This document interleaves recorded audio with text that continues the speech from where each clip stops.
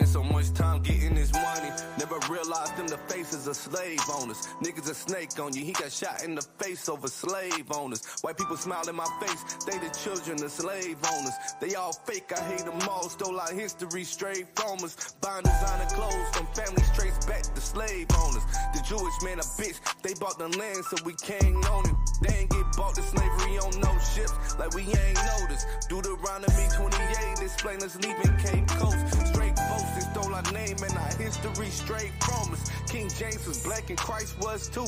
Man, they straight bogus, but playing with the children's roulette while it's loaded. I pray your day is closer, like bang, blow your brains open. The goal is keep us slaves with the paper.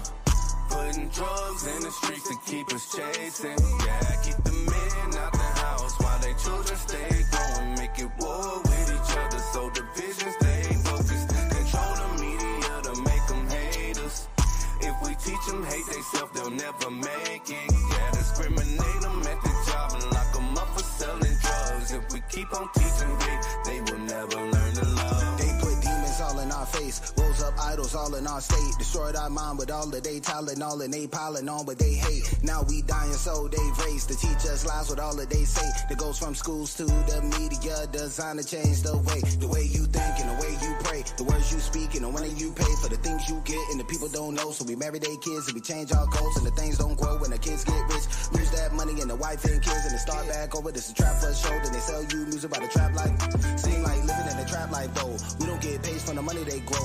We get pennies on the dollar, my bro. We get pennies on the dollar, my bro. Sometimes I really wanna holler at my bro. Tell them that we've been played on the low. We still slaves and they still own. We still slaves and they still own us. The goal is keep us slaves with the paper. Us. Putting drugs in the streets to keep us chasing. Yeah, keep the men out the house while they children stay growing. Make it war with each other so divisions stay focused. Control the media to make them hate us. If we teach them hate theyself, they'll never make it. Yeah, discriminate them at the job and lock them up for selling drugs. If we keep on teaching hate, they will never learn to love.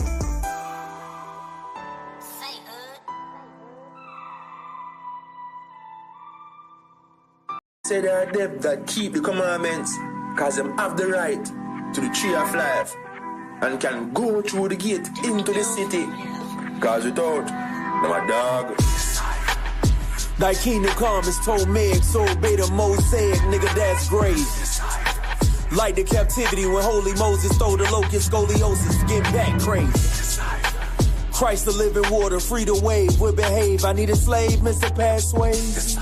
He just laughed and said, nigga, it ain't over till then seen a higher choir full of fat ladies. Hamashiach birth was perfect, he don't act shady. Spirit dope from the womb like a crack baby. We Christ followers, let America meet the black Navy. And watch this privileged Christian cracker like black slaves. Israelites, bitch, we humongous. Wise Q and Q the cucumber. I prep twice, my mind 2 bunkers. Voice of choice to the newcomers. My Micah Myers, I need blue jumpers. 300 kosher soldiers, Leonidas. Awards ready, Gideon and Titus. No being nice, a knife to Dionysus. My law heathens, I quit being biased. The key to tree of life is being pious. You loudmouth bitches barking at the dog whisperer. You will catch these paws in the name of the living word. I don't pump fake, I'm a pivot around this perimeter. They bite the jab step, whole time I'm checking your temperature. I can minister this literature in a verse into integers. All the babes in the truth weaned off the milk, get a quench of thirst. We are holy people, that's set apart like a room full of introverts.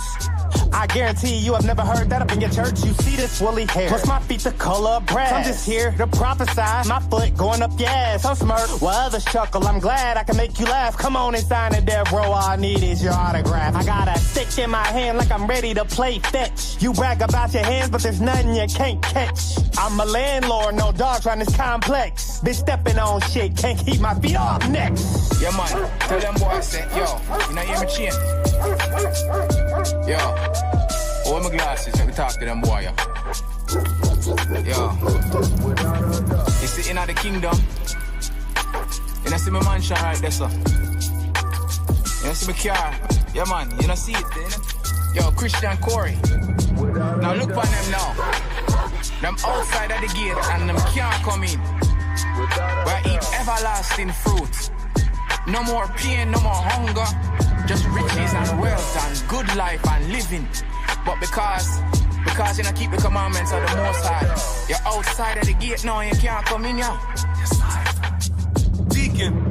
Only 12 tribes in the kingdom, the dogs are outside, weeping and gnashing the teeth. You hear the outcries, to get there you gotta be humble and denounce pride. They in all when them chariots come.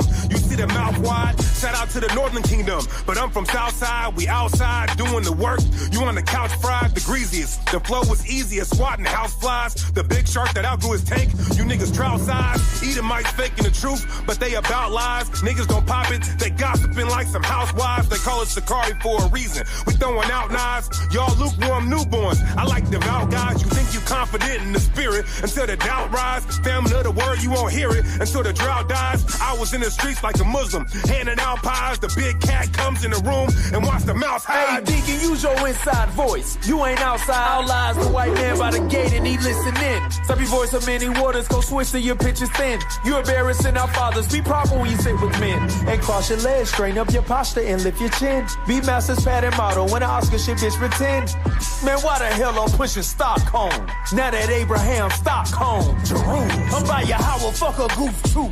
Yahweh shy, pluck a tooth loose. He that lead him like a noose sloop. Syro-Phoenician, fuck a deuce. Carbon fifth, chuck a few loose. Duck, yep, a goose loose. Brain splatter, call a couscous. Then dance on it, bust a deuce. Recruiting fruit, yep, a poop coop. Body of Christ, looking Bruce. Big dog, knuckle, cop pulling into they click and load them. She them swift as eagles aboard the seat out her nigga scrotum. Foot the stick in the V flying into they Jimmy Croton. Robbing Jews and Jews of Judah, casing the chicken on them. But with Christ, bird's eye view, precision vision, show them fire bombing shit out the sky. Dot them, we semicolon. I hawk them down, walk them down, convict the sentence on them. They take them through it, make them do it, pigeonhole them. We did them foul, but fair. We read the holy prophets in context and we parroted verbatim. Esau's church that's out here winging it.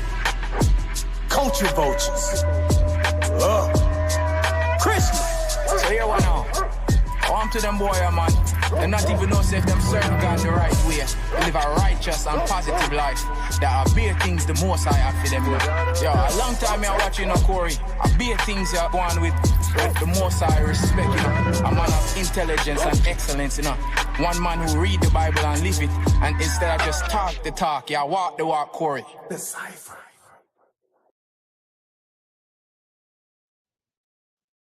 All right, y'all. Shalom. Yeah. All right. I'm just going to stay like that for a minute.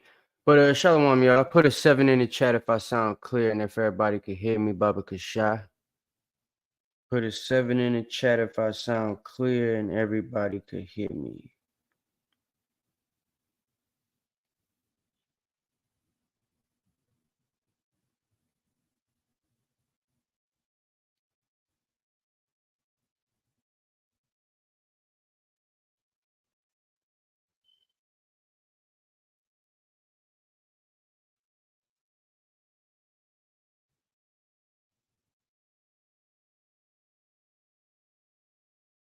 All right, bet.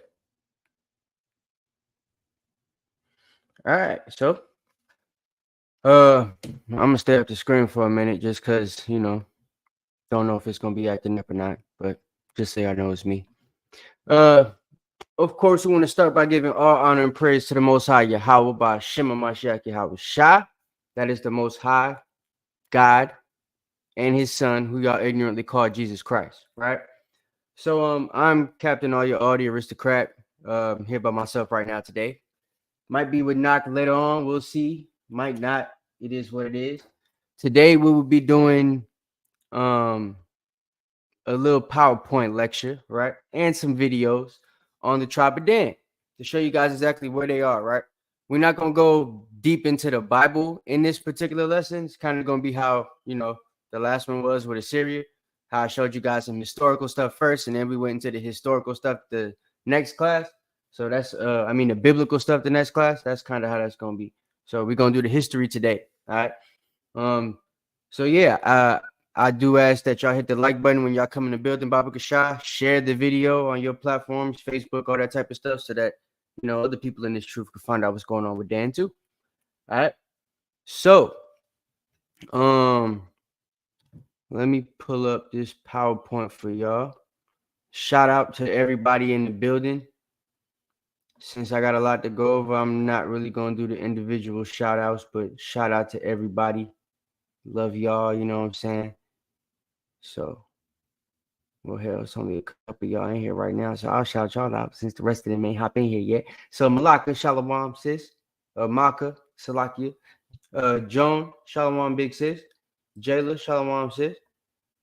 Yosefrina, Shalom, sis. Don, Shalom. Carlia, Shalom. Ak Moshe, Shalom. Nadia, what's good, King? Kadar Aharon, Shalom, King. Captain Michael, Yahawada, Shalom, King. Yeah, so shout out to y'all. All right, so and anybody else in the building, shout out to y'all, right?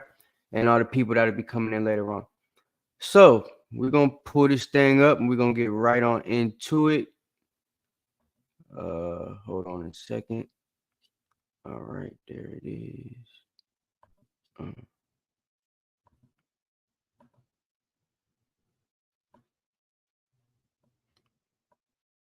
Why can't that? There it is. Share. All right. Put a 7 in the chat if y'all can see this. Baba Kusha. All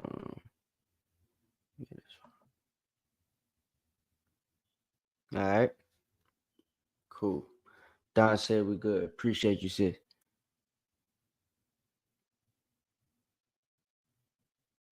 Shalom, Mariah. All right, y'all. So we're going to go ahead and get started. Anybody that jump in can jump in. I know people don't like history lessons, so for those of y'all that do, shout out to y'all. Y'all might like this. It's going to be some things y'all are going to learn. Just kind of give y'all a backstory on this, right?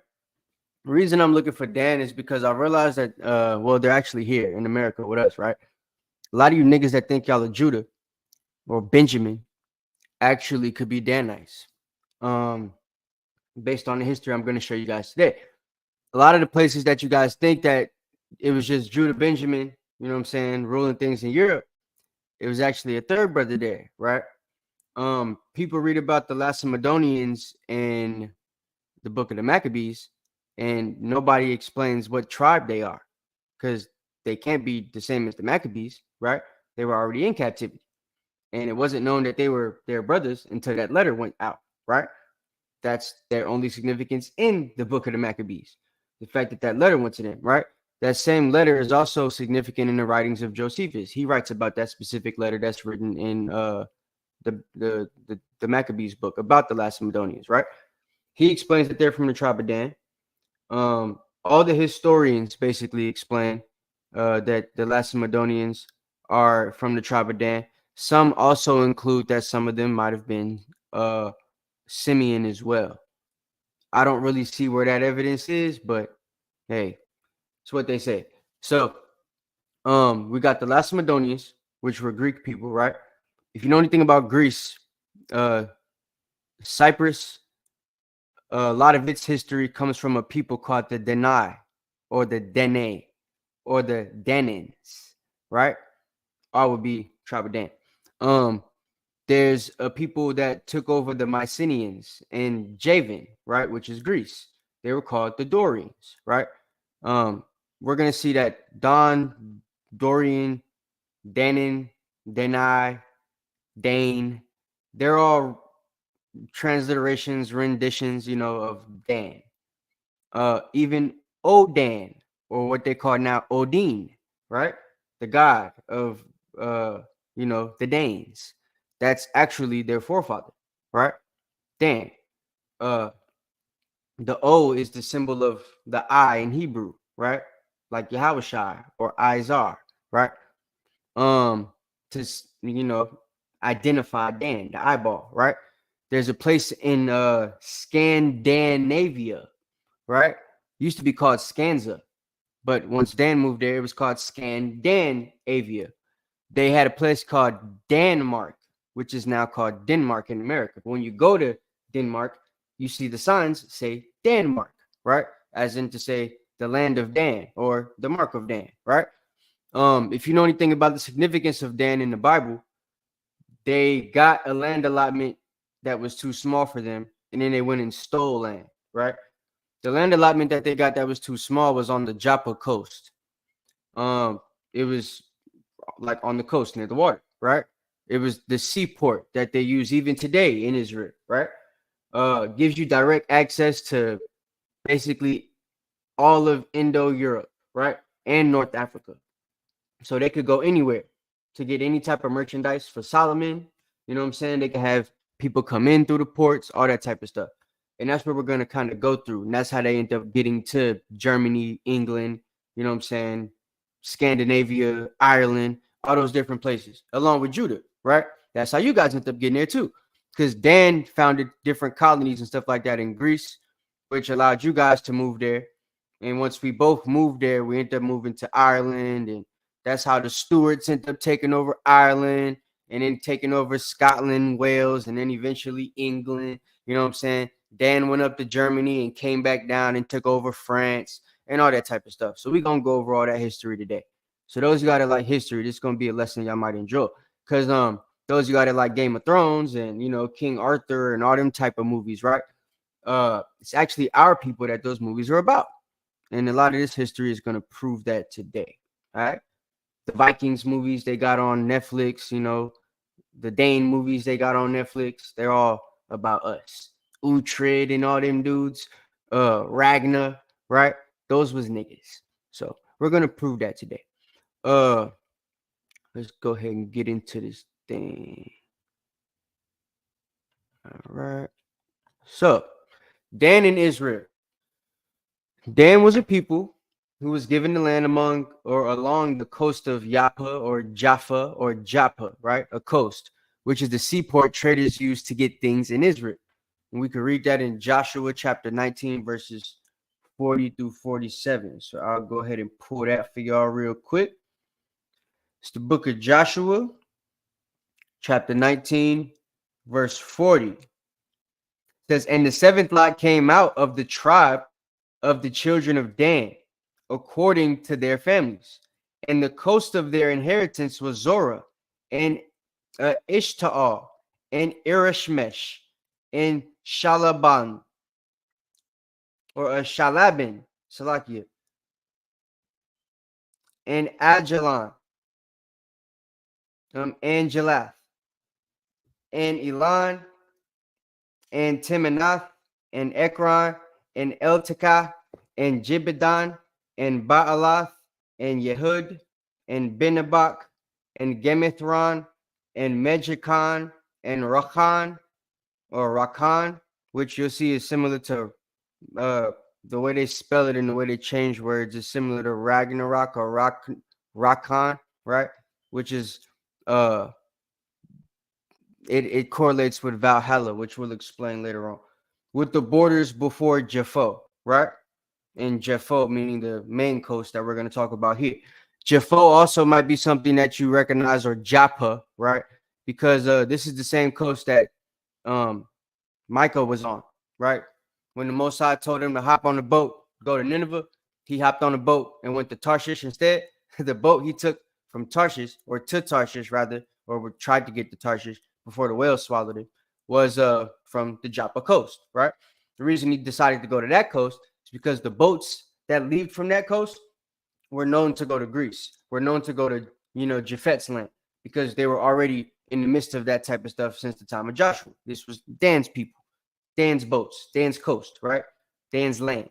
So reading on, it says the coast of the children of Dan went out too little for them. Therefore, the children of Dan went up to fight against Leshem, right? Which you can also read in the book of Judges. It gives you a little bit more explanation on that. We'll read that in a little bit later, right? But so Dan, as it says, they had their land, right? These coasts that we read, this coastal territory, it was too small for them. So they ended up going somewhere else that was not allotted to them, right? Some historians say that this is the reason why they're not listed in the book of Revelations in the chapter 7, right? They're explained in Revelation 21 as getting a gate, but they're not put in the army of the Most High in Revelations 7, right? People say it's because their inheritance they basically already took from another people in Lashem. There's other accounts that say that it's a typo, and due to the clerical error being copied throughout time, it just got copied without them being in it. So both of which I'm trying to clarify right now, right? But this situation here in Lashem was a situation that a lot of historians and a lot of scholars, so to speak, try to say that this is the reason why they're not listed in the book of Revelation chapter 7. So it's something I might want to look up after we read what's in Judges on your own time, you know what I'm saying, after the lesson. But it says, Dan went up to fight against Lashem and took it and smote it with the edge of the sword and possessed it and dwelt therein and called Lashem Dan after the name of Dan their father. This is the inheritance of the tribe of the children of Dan according to their families, these cities with their villages. And one reason why I don't really agree with the statement that they're not in the book, as some Israelites even have taught, because of them taking Lashem from a people that weren't Israelites and didn't do what the Most High said, it's because in the book of Joshua, it's listed as their inheritance. You know what I'm saying? Right after it says they took the book, it says this is the inheritance of the tribe of Dan. So, I don't know. But I feel like they didn't do anything too different than what the other tribes did, so it wouldn't be no reason for them to really be left out. But we can talk about that another time. Different conversation for a different lesson. But today we're going to prove exactly who they are, what they were doing, how they got to the other lands and everything like that, and how they end up here in America as well. Because I've told you guys in previous lessons before, I could possibly be a Danite. The reason why is because of my last name. It comes from the place we're going to talk about, Denmark, around the time these people went there, right? And was found also in England around the time that they went to England. And I could trace an actual ancestor back to that time with the same name as one of my uncles right now. So, and he was known as a dub or a black person, which is something we'll also go over today. So, yeah. Anybody from Louisiana could possibly be a Danite. Because basically all of the Danites that was still in France, once they lost the throne to Napoleon, were taken to Louisiana after the Louisiana Purchase, if you know anything about history that they taught you in America. So a lot of the slaves that went straight to Louisiana from France actually were the tribe of Dan, right? There's a group of Native Americans that came here that are known to be Danites. They were called the Mandan Indians, right? So, yeah, the Bible says that Dan should be a adder in the path, right? Or a snake in the path, right? What do snakes do on the road or on a path? They leave a trail. So Dan leaves a trail basically wherever they've gone. The trail that they seem to leave is putting their name every damn way, right? In some way, shape, or form. Whether it be after rivers like the Danube River, right?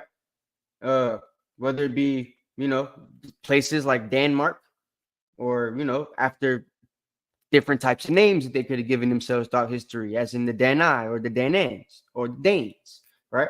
So that's just the type of things that they seem to do throughout history, proving that prophecy to be true. So it says Solomon had things traded, right? Solomon chapter 3, verse 9. A lot of these people, the Danites, were doing a lot of the trade for Solomon. Them being Vikings, things that had to be taken from America and stuff like that for Solomon. Things had to be taken from Europe. Things had to be taken from all different types of places. It's going to explain to you in the book of Ezekiel, Dan was amongst the people doing this, along with Judah, which is how Judah specifically got to Ireland and Scotland and Wales, right? And Greece through trade, as they were doing with the tribe of Dan, right? Who had all the boats. So we're going to go to Solomon chapter 3 and verse 9. It says, King Solomon made himself a chariot of wood of Lebanon, right? He made the pillars thereof of silver, the bottom thereof of gold, the covering of it of purple, the midst thereof being paved with love for the daughters of Jerusalem, right? Now, if you ask a duck monkey like Ron Duck Monkey Dalton, he'll tell you, Israel can't be in the Middle East because, you can't get sweet wood from Lebanon in the place that they call Israel now, right? It has to be in Africa. So, or you can read the book of Ezekiel, where it explains certain things were traded, right? And there were people doing the trading for certain kings like Solomon, right? So if we go to Ezekiel chapter 27, we could start at verse 13. It says, Dan and Judah traded with Javan and the Isles of the Gentiles, or Japhet's land, and some of them ended up staying there, right? So some of our people, Dan and Judah specifically, Benjamin as well, right? When I say Judah, I mean the kingdom of Judah, not the tribe by itself, right? So Dan and the kingdom of Judah are traveling back and forth to Javan doing trade, which we're about to read about, right? Some of them end up staying. The Bible doesn't explain that part, but history explains that part, right? And I mean, the Bible does explain certain parts that we're going to correlate to that as well, of course. So, and they end up staying there and founded certain Greek civilizations, right? Starting with Argos. Others would say that though Cyprus was a land that was given to one of Japhet's children, Cyprus, right? It wasn't a situation where he actually did anything significant in the land. They say that the first significant piece of, history that was given to the land of Cyprus, which is very close to Israel, like in retrospect to Japhet's land, right? The people of Dan were actually the first people to actually make a significant mark on the land of Cyprus, from what the history shows, which will prove that as well. So, that's something interesting, because as we see, they just seem to be taking land and making a mark from the jump while Joshua's on the scene, right? And they seem to be doing this the whole time. If you go into the book of Kings, by the time the Assyrians come and take over the northern kingdom, you don't even see Dan's name amongst the tribes that were taken, because the majority of the Danites had already been gone, which we're going to prove, right? So also, I thought that was interesting. But Ezekiel chapter 27, verse 13, it says, Javan, Tubal, Meshach, they were thy merchants. Thy merchants, meaning, merchants for Israel. They traded the persons of men and vessels of brass in thy market. The persons of men, right? So they gave us workers, and we got brass objects from them. So, Ron Dalton will say, how do you get brass into Israel? We traded it, you duck monkey. Yep. Verse 14. They of the house of Togmar traded in the fairs with horses and horsemen and mules. Horses were something that were, big in Egypt. Well, there were some people called the Hyksos that were in Egypt for a time, but they actually came from the other side, the so-called Middle East. They had horses too. You know what I mean? The Akkadians had horses. All type of people had horses, Ron. But this says we got horses from Togmar too. We had them just giving them to us, right? So verse 15, check this out. The men of Dedan were thy merchants. Many isles were the merchandise of thine hand. They brought thee for a present horns of ivory and ebony. Ron Dalton literally said, and I quote, there's no elephants in Israel. Well, guess what? We didn't need elephants in Israel, because Dedan was giving us the ivory from their elephants, right? All right. Verse 16, Syria was thy merchant by reason of the multitude of the wares of thy making.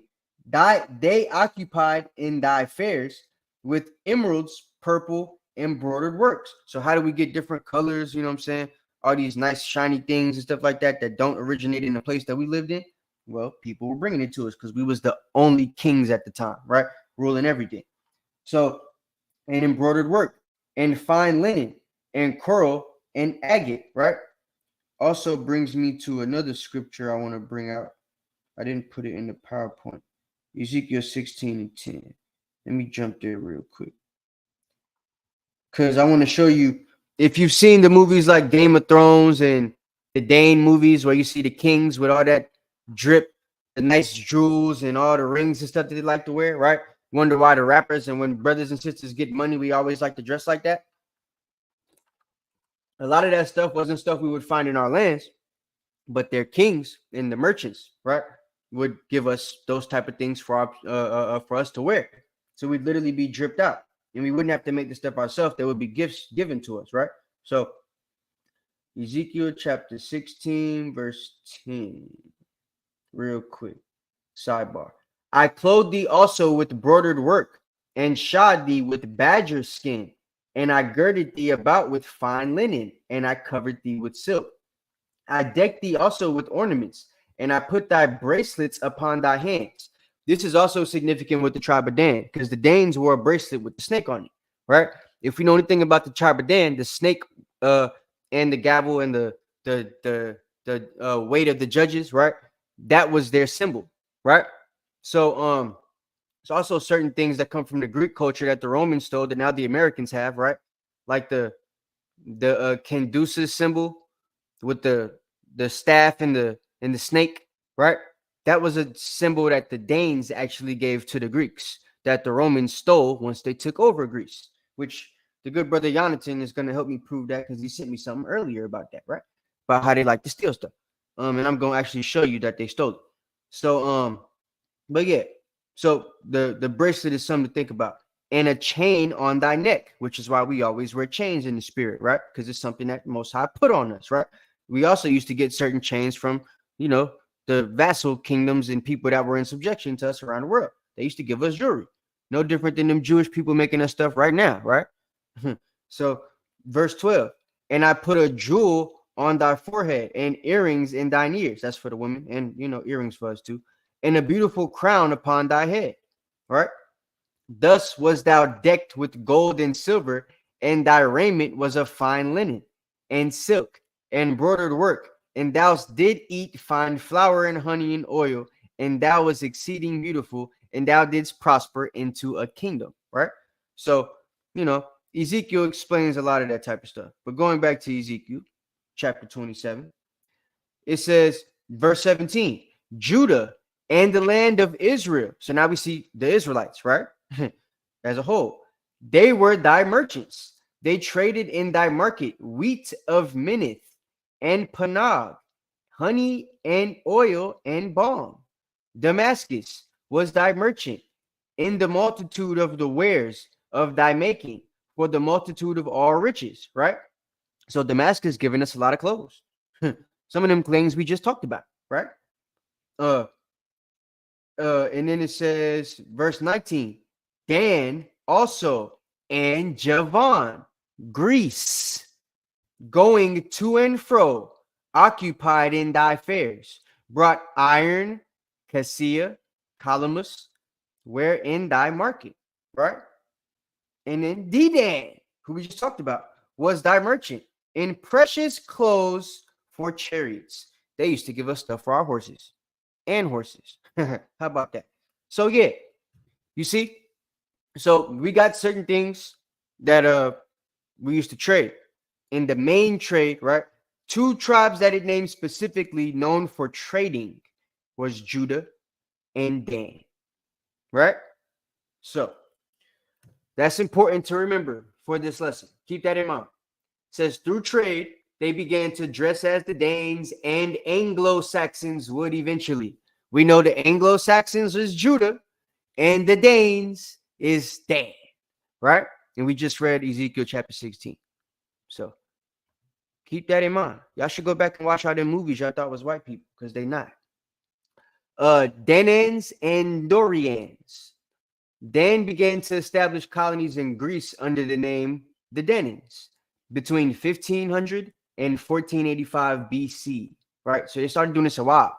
And as you see from the time of Joshua, as we read, it was already known from the time of Joshua that they was going to be going back and forth with Javan, right?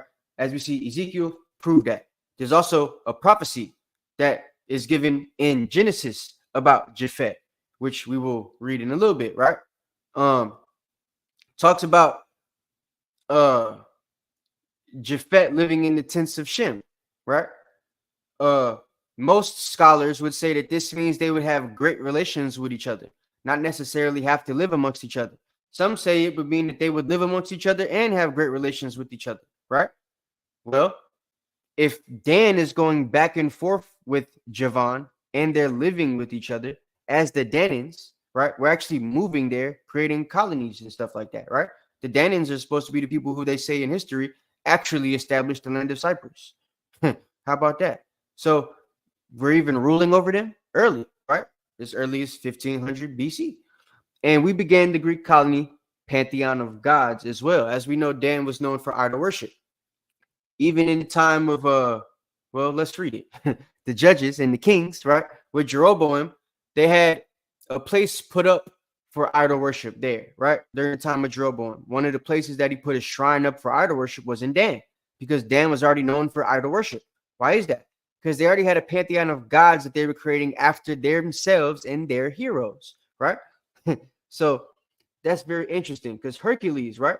Put a 7 in the chat if you heard of Hercules before. Put a 7 in the chat if you know who the hell Hercules is. Shalom, Mate. Because and then Hercules, right, is somebody who, through our time controlling these Greek people as the Danans, we gave them the story. Hey, look at that. The man himself on the scene. Shalom, shalom, everyone. Yabashim Shabrakata. Shalom, Yabashim Shabrakata. So we gave him, or them rather, the actual factual story of Samson, right? And they turned it into Heraclim, right?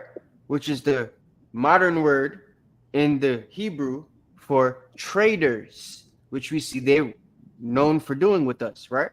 So Heraclim is what Hercules' real name was, right? Originally.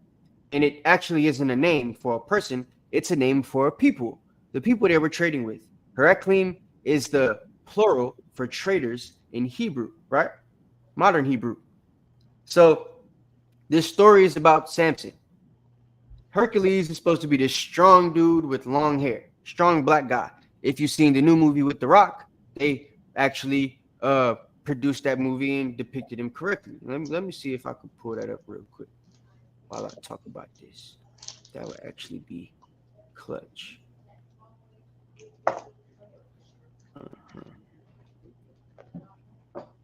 So let me see. The Rock, Hercules, bow. Yeah, me and my brother watched this, right? This came out when I graduated. So I know y'all wasn't into this type of stuff, right?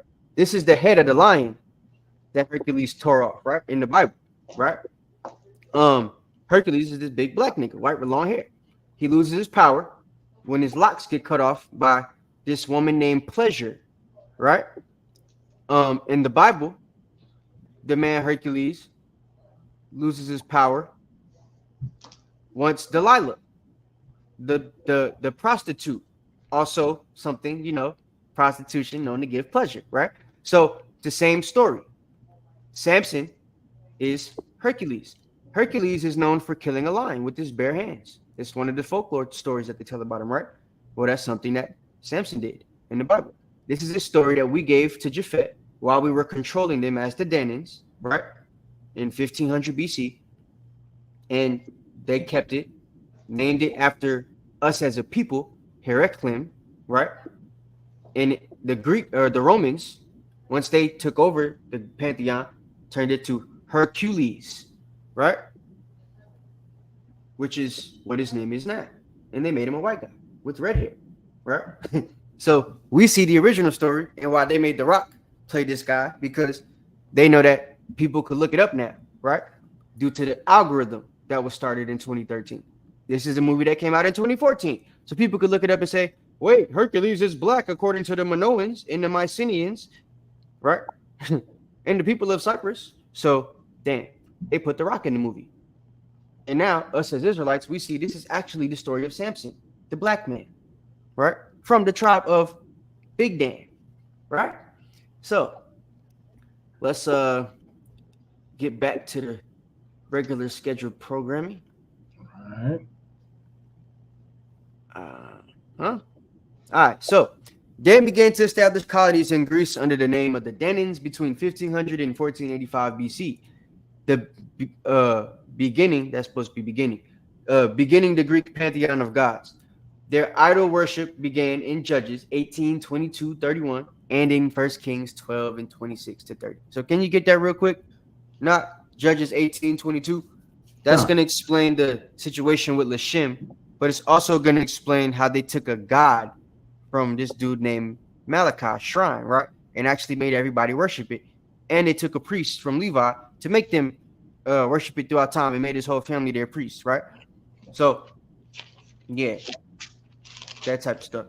The reason a lot of our people was cool serving Jupiter Olympus once the Romans took over is because they already had Odin and that whole pantheon from Greece, right? And from Dan that was being taken up there later on in time.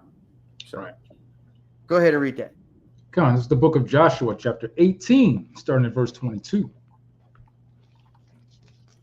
And Beth Araba, and Zemaraim, and Bethel, and Avim, and Parah, and Ophrah, and Shephar Hamaneh, and Ophni, and Gabah, 12 cities with their villages, Gibeon, and Ramah, and Beroth, and Mizpah, and Shapira, and Moza, and Rechem, and Erpil, and Toralah, and Zelah, Eleph, and Jebusi, which is in Jerusalem, Gibeath, and Kirjath, 14 cities with their villages.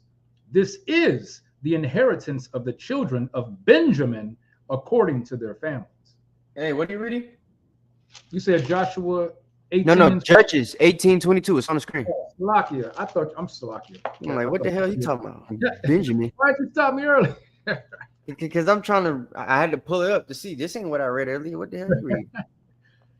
Salakia. I thought I was in Judge. You said Judges, right? Yeah, Judges 18. Gotcha. Salakia. It's the book of Judges, chapter 18, and verse 22. Yep. And when they were a good way from the house of Micah, the men that were in the houses near to Micah's house were gathered together and overtook the children of Dan. And they cried unto the children of Dan, and they turned their faces and said unto Micah, what aileth thee that thou comest with such a company? So they see some Danites outside, right? And they running over there to him. Yo, Dan, help us. You know what I'm saying? And Dan turn around like, yo, what the hell going on? There's a bunch of them now. There's a couple Danites. It's not just, but they're like, yo, why the hell are y'all coming over here with all this screaming and rapping and stuff? What's good? Go ahead. Verse 25. I'm Salakia. Verse 25. Yeah, verse 25. And the children of Dan said unto him, let not thy voice be heard among us, lest angry fellows run upon thee, and thou lose thy life with the lives of thy household. Yeah, quiet down, bro. Shut the hell up and tell me what the hell you want. Go ahead. Before I kill y'all. Verse 26. Dan, Rufus, go ahead.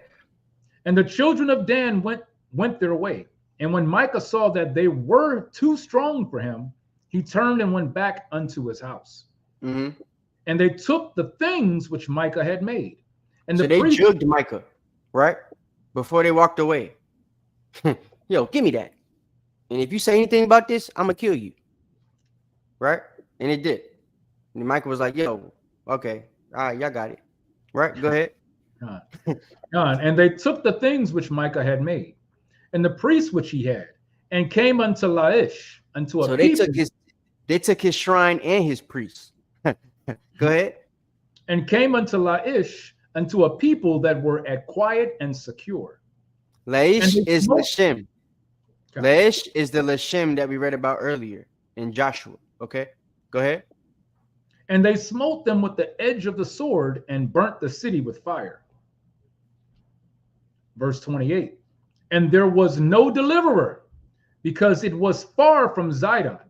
So look, this is the colony of Zidon. This isn't land that was supposed to go to Israel, particularly at this time, right? So, which like I said, this is why some scholars say that Dan, isn't included in Revelation 7 because of this situation right here. But there's other arguments that say this situation right here was still listed as their inheritance in the book of Joshua. So hard to say. But go ahead. So Zidon wasn't there to deliver them, wasn't there to help them. And Zidon was mainly their warriors of this colony, right? So they're just a regular people that was living over there quietly and everything. And they get killed by Dan without no help. So that's why it says there was no deliverer. They didn't really have no warriors over there. Go ahead. God. Continue with verse 28. And they had no business with any man. Mm-hmm. And it was in the valley that lieth by Beth Rehob that they built a city and dwelt therein.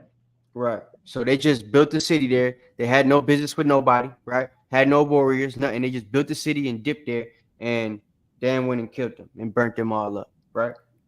Go ahead, 29. Verse 29.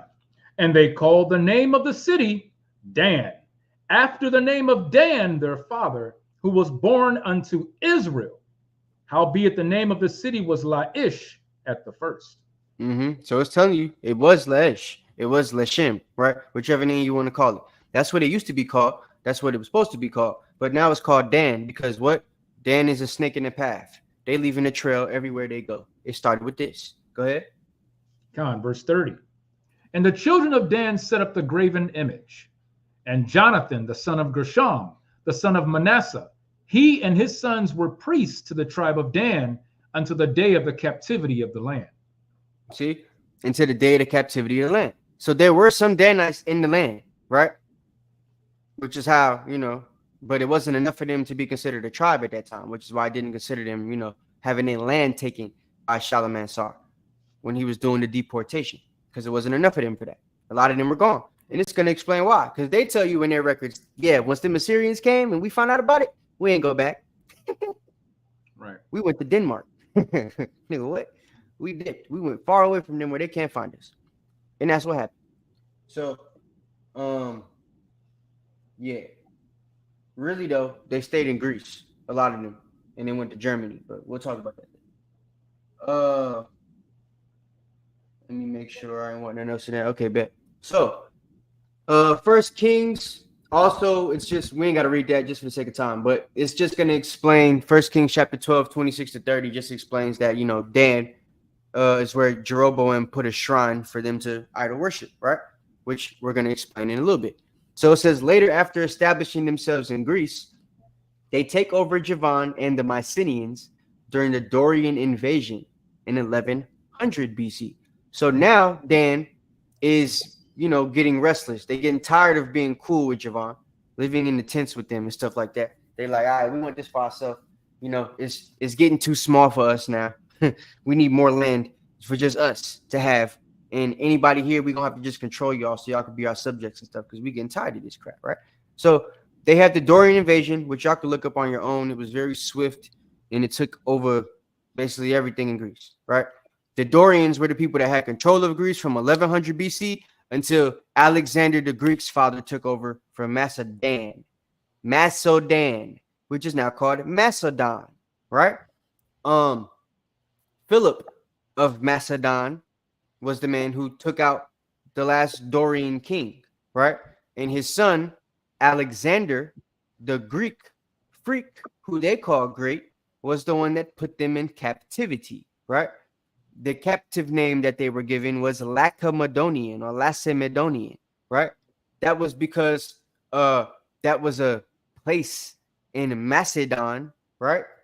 That basically they were running, that they were ruling from.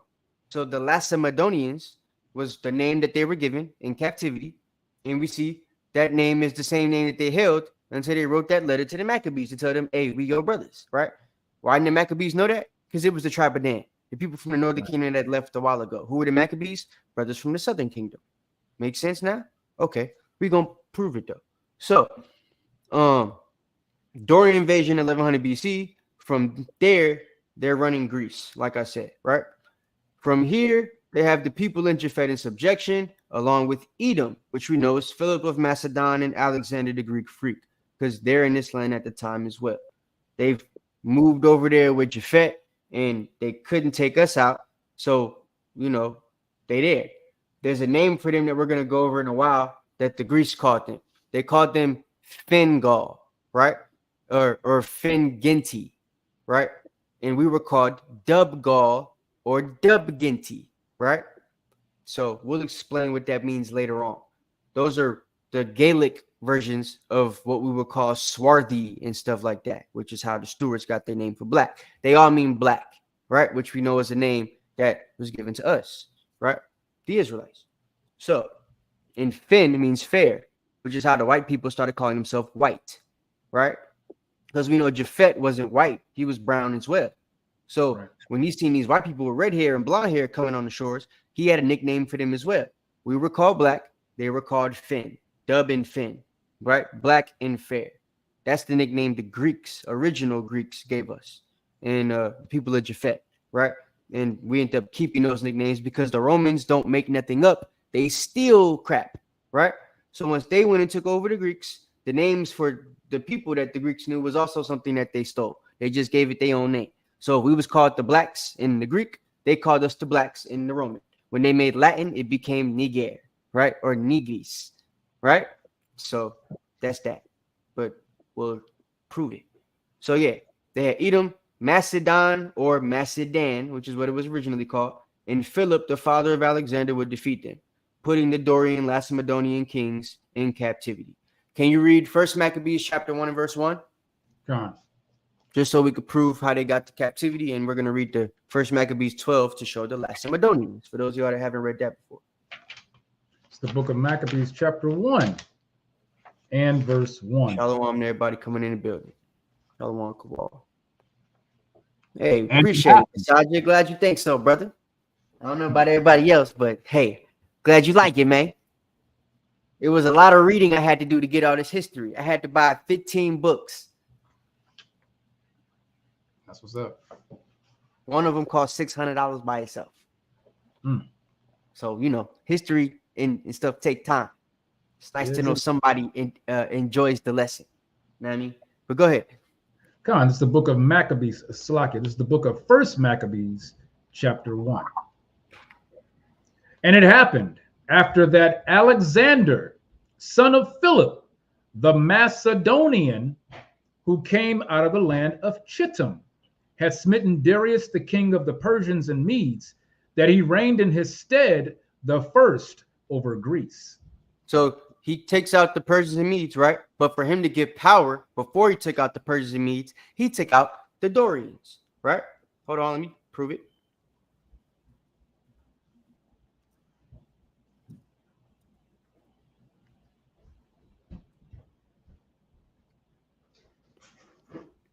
Hold on.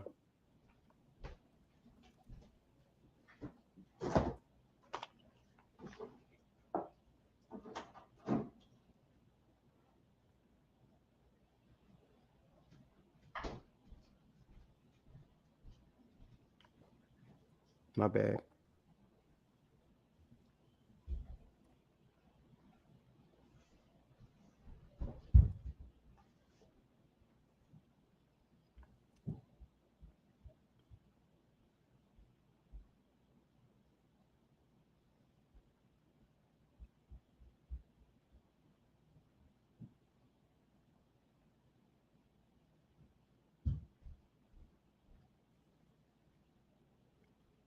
Yeah, so it says, during his conquest of Caesarea or Charionia in 338 BC, he effectively established the Macedonian dominance over the Greek city-states, including the Dorians, right?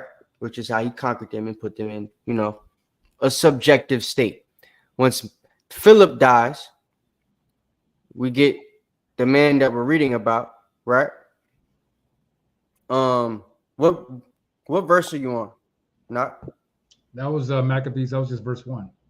Okay, bet. So the man that we're going to read about, as we see, he takes over after Philip. So Philip just takes out the Dorians, right? And well, they were the main ruling class of the Greeks. So he takes out the Dorians and the rest of the people and establishes Macedon. And then he dies in a battle, right? After taking out the Persians and Medes. And his son is able to reign, right? His son's got all the power because the Persians and Medes are gone and the Dorians are in subjection. This is how he's able to just take over and reign as far as he wants to reign, right? Because a lot of them people are now serving his army. He's got Persians and Medes working for him, and he's got the Dorians working for him, right? The Lacedaemonians, who we now know are the Spartans, right? So go ahead, keep reading. Verse 2. And made many wars, and won many strongholds, and slew the kings of the earth, and went through to the ends of the earth, and took spoils of many nations. Insomuch Hold on. So yeah, you see, he took the spoils of many nations, right? He was able to do that because he had many great warriors on his side to be able to help him take that stuff. To Dominic, good to see you back in the building, bro. But see, Alexander, or no, you're talking about the Danites, right? The Danites, some of them were Brits at a time. Yeah, a lot of them were actually Brits. After they went and took over Britain, right, and Brittany from the Anglo-Saxons, which is just Judah and Benjamin, right?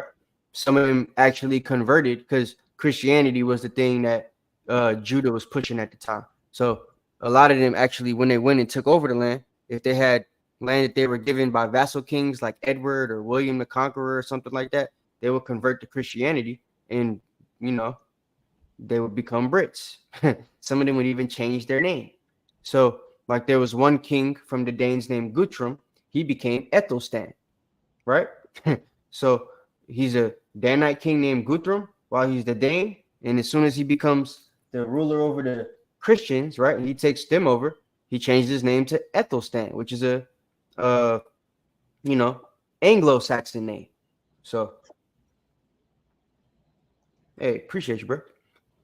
All praise. So yeah, they are Brits. A lot of Israelites were Brits. I'm not gonna say British because the British are the people living there now, right? The white people. They're the issues. We were the actual Brits, and Britons means people of the covenant. That's the name that they gave themselves. It's a Gaelic rendition, right? Which is why it doesn't really sound like Hebrew. But when you look it up, Gaelic and Hebrew actually have similarities, which we'll prove later on in this lesson. So it says, oh yeah, keep reading on that Maccabees. Just read the verse 9. I ain't gonna stop you no more. Come on. Verse 3. And went through to the ends of the earth, and took spoils of many nations, insomuch that the earth was quiet before him. Whereupon he was exalted, and his heart was lifted up, and he gathered a mighty strong host, and ruled over countries and nations and kings, who became tributaries unto him. And after these things he fell sick, and perceived that he should die. Wherefore he called his servants, such as were honorable, and had been brought up with him from his youth, and parted his kingdom among them, while he was yet alive. So Alexander reigned 12 years, and then died. And his servants bare rule, every one in his place. And after his death, they all put crowns upon themselves. So did their sons after them many years, and evils were multiplied in the earth. All right. Now read First Maccabees chapter 12, verse 18. So here we're going to see the Maccabees, right? We see how they got, how these people got in captivity, right? Through Alexander taking over everything. One of the places he took over was Judea, right? When it's Diadochi, Diadochi, whatever you want to say, when they take over, they go and basically keep the control that he has, right? Even when they're fighting each other. So they keep his reign, keep it expanded, and all of us stay in captivity. Throughout the captivity, right before we take back everything that was taken from us, right? Right before they take it right back, we took it for a time, and then they took it right back, and then we took it back after that. That's how it worked. It went back and forth for Rome, right? It was like they had it with Alexander. We had the Maccabean revolt, John Hyrcanus ruling, and then we lose it, and then Herod back on the throne, like type stuff. You know what I'm saying? So that's the progression. And then after Herod's dynasty ends up falling, Septimius Severus and then pop up. So now we back on the scene again, and then we end up ruling it for a very long time. And this is the time period that we're talking about with the Danes after what we're about to read about in First Maccabees, right? We're going to go into how they became the Danes and the Vikings, and how Judah got to Europe with the Danes and the Vikings. You know, so now we're going to see how the Stuarts and the Navarres and the, you know, the Bourbons and all these different ruling classes of people that ruled England, Scotland, Wales, France, Germany, how they got there and how they was black, right? They actually didn't come straight from Israel. A lot of them came from Rome, right? And they knew the ways to go because they were already ruling there before, you know, the Romans took over, before Esau took over as a whole. We actually were already ruling. You feel what I'm saying? Over in those lands since the time Dan was doing trade with Javan, right? Ruling to the point where they even made folklore and stories and gods about us, like Hercules and stuff like that, right? Which we proved a little bit ago. And we're going to go more into that in a little bit. I got a slide specifically for that. So, First Maccabees 12 and 18. It's the book of First Maccabees, chapter 12 and verse 18. Wherefore now ye shall do well to give us an answer thereto. And this is the copy of the letters which Oniris sent. Arius, king of the Lacedaemonians, to Onias, the high priest, greeting. It is found in writing that the Lacedaemonians and Jews are brethren, and that they are of the stock of Abraham. Now, see that? So they get a letter, which Josephus also writes about this letter, right? Proving that the Lacedaemonians, and they go more in depth. Josephus goes more in depth as to what the letter says. He says that the Lacedaemonians are you know, brothers to the Israelites, and they tell them that they're also of the stock of Abraham. And he's going to go into more of what we're about to read in a second, right? With the way that, you know, anything that they got is yours, anything we got is theirs, and so on and so forth, right?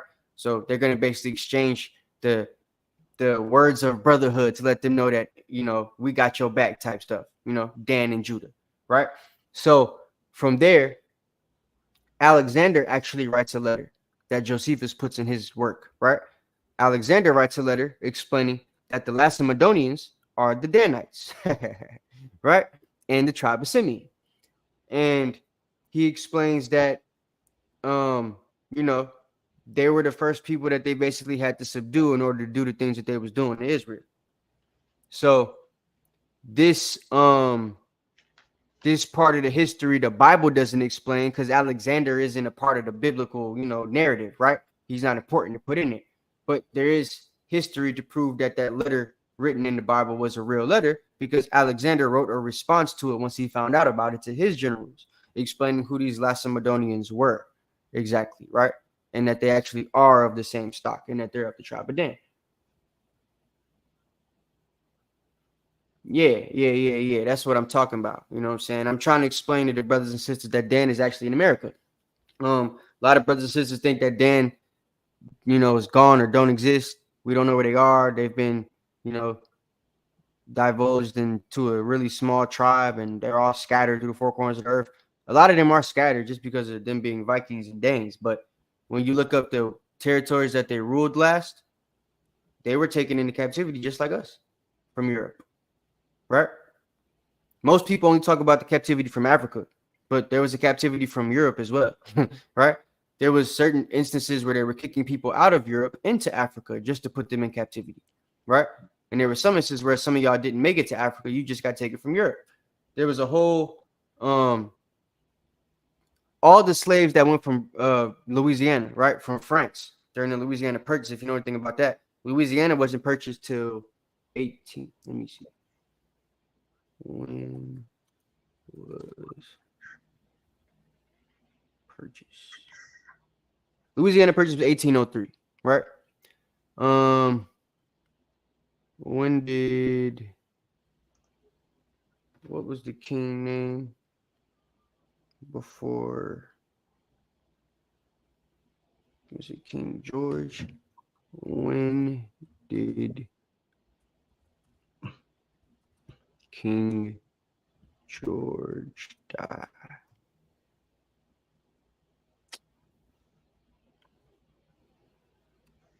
France.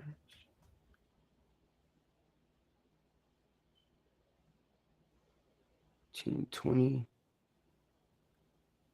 Okay. Yeah. So Napoleon takes out the king of France. Hold on, let me get some right quick. I don't want to give y'all the wrong names and everything. Not say something right quick. Give me 2 seconds. No, actually, this is interesting. I've been one that I was really interested in getting into this lesson, because that's the one thing we don't hear. We hear people talk about, well, you don't talk about Dan. Dan is one of the 12 tribes.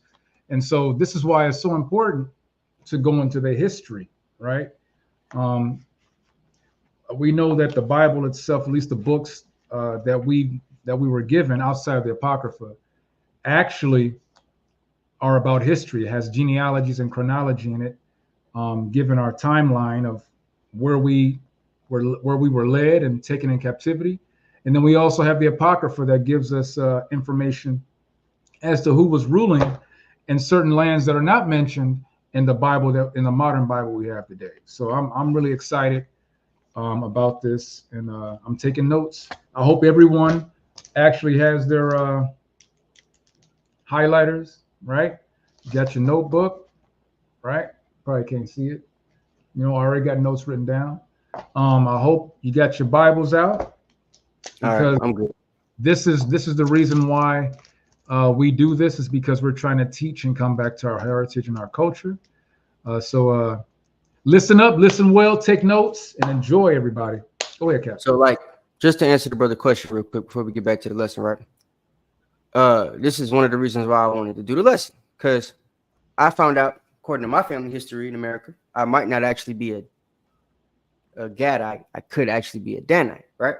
My family originally come from Louisiana. We moved to Texas. Nacogdoches is where the reservation is at that my great grandfather was born on, right? But there's a story in history that we actually come from a prince from somewhere else. When I did history, the somewhere else was England and France. There's a group called the Bourbons that used to run France. Louis XVI was their last king, right? Bourbon is brown, right? Means brown. It's a rendition of brown. Bourbon, right? Mason, that's his last name, right? The brother right there on the screen. So that's all French renditions of names that niggas have right here in America, proving they could be from France, right?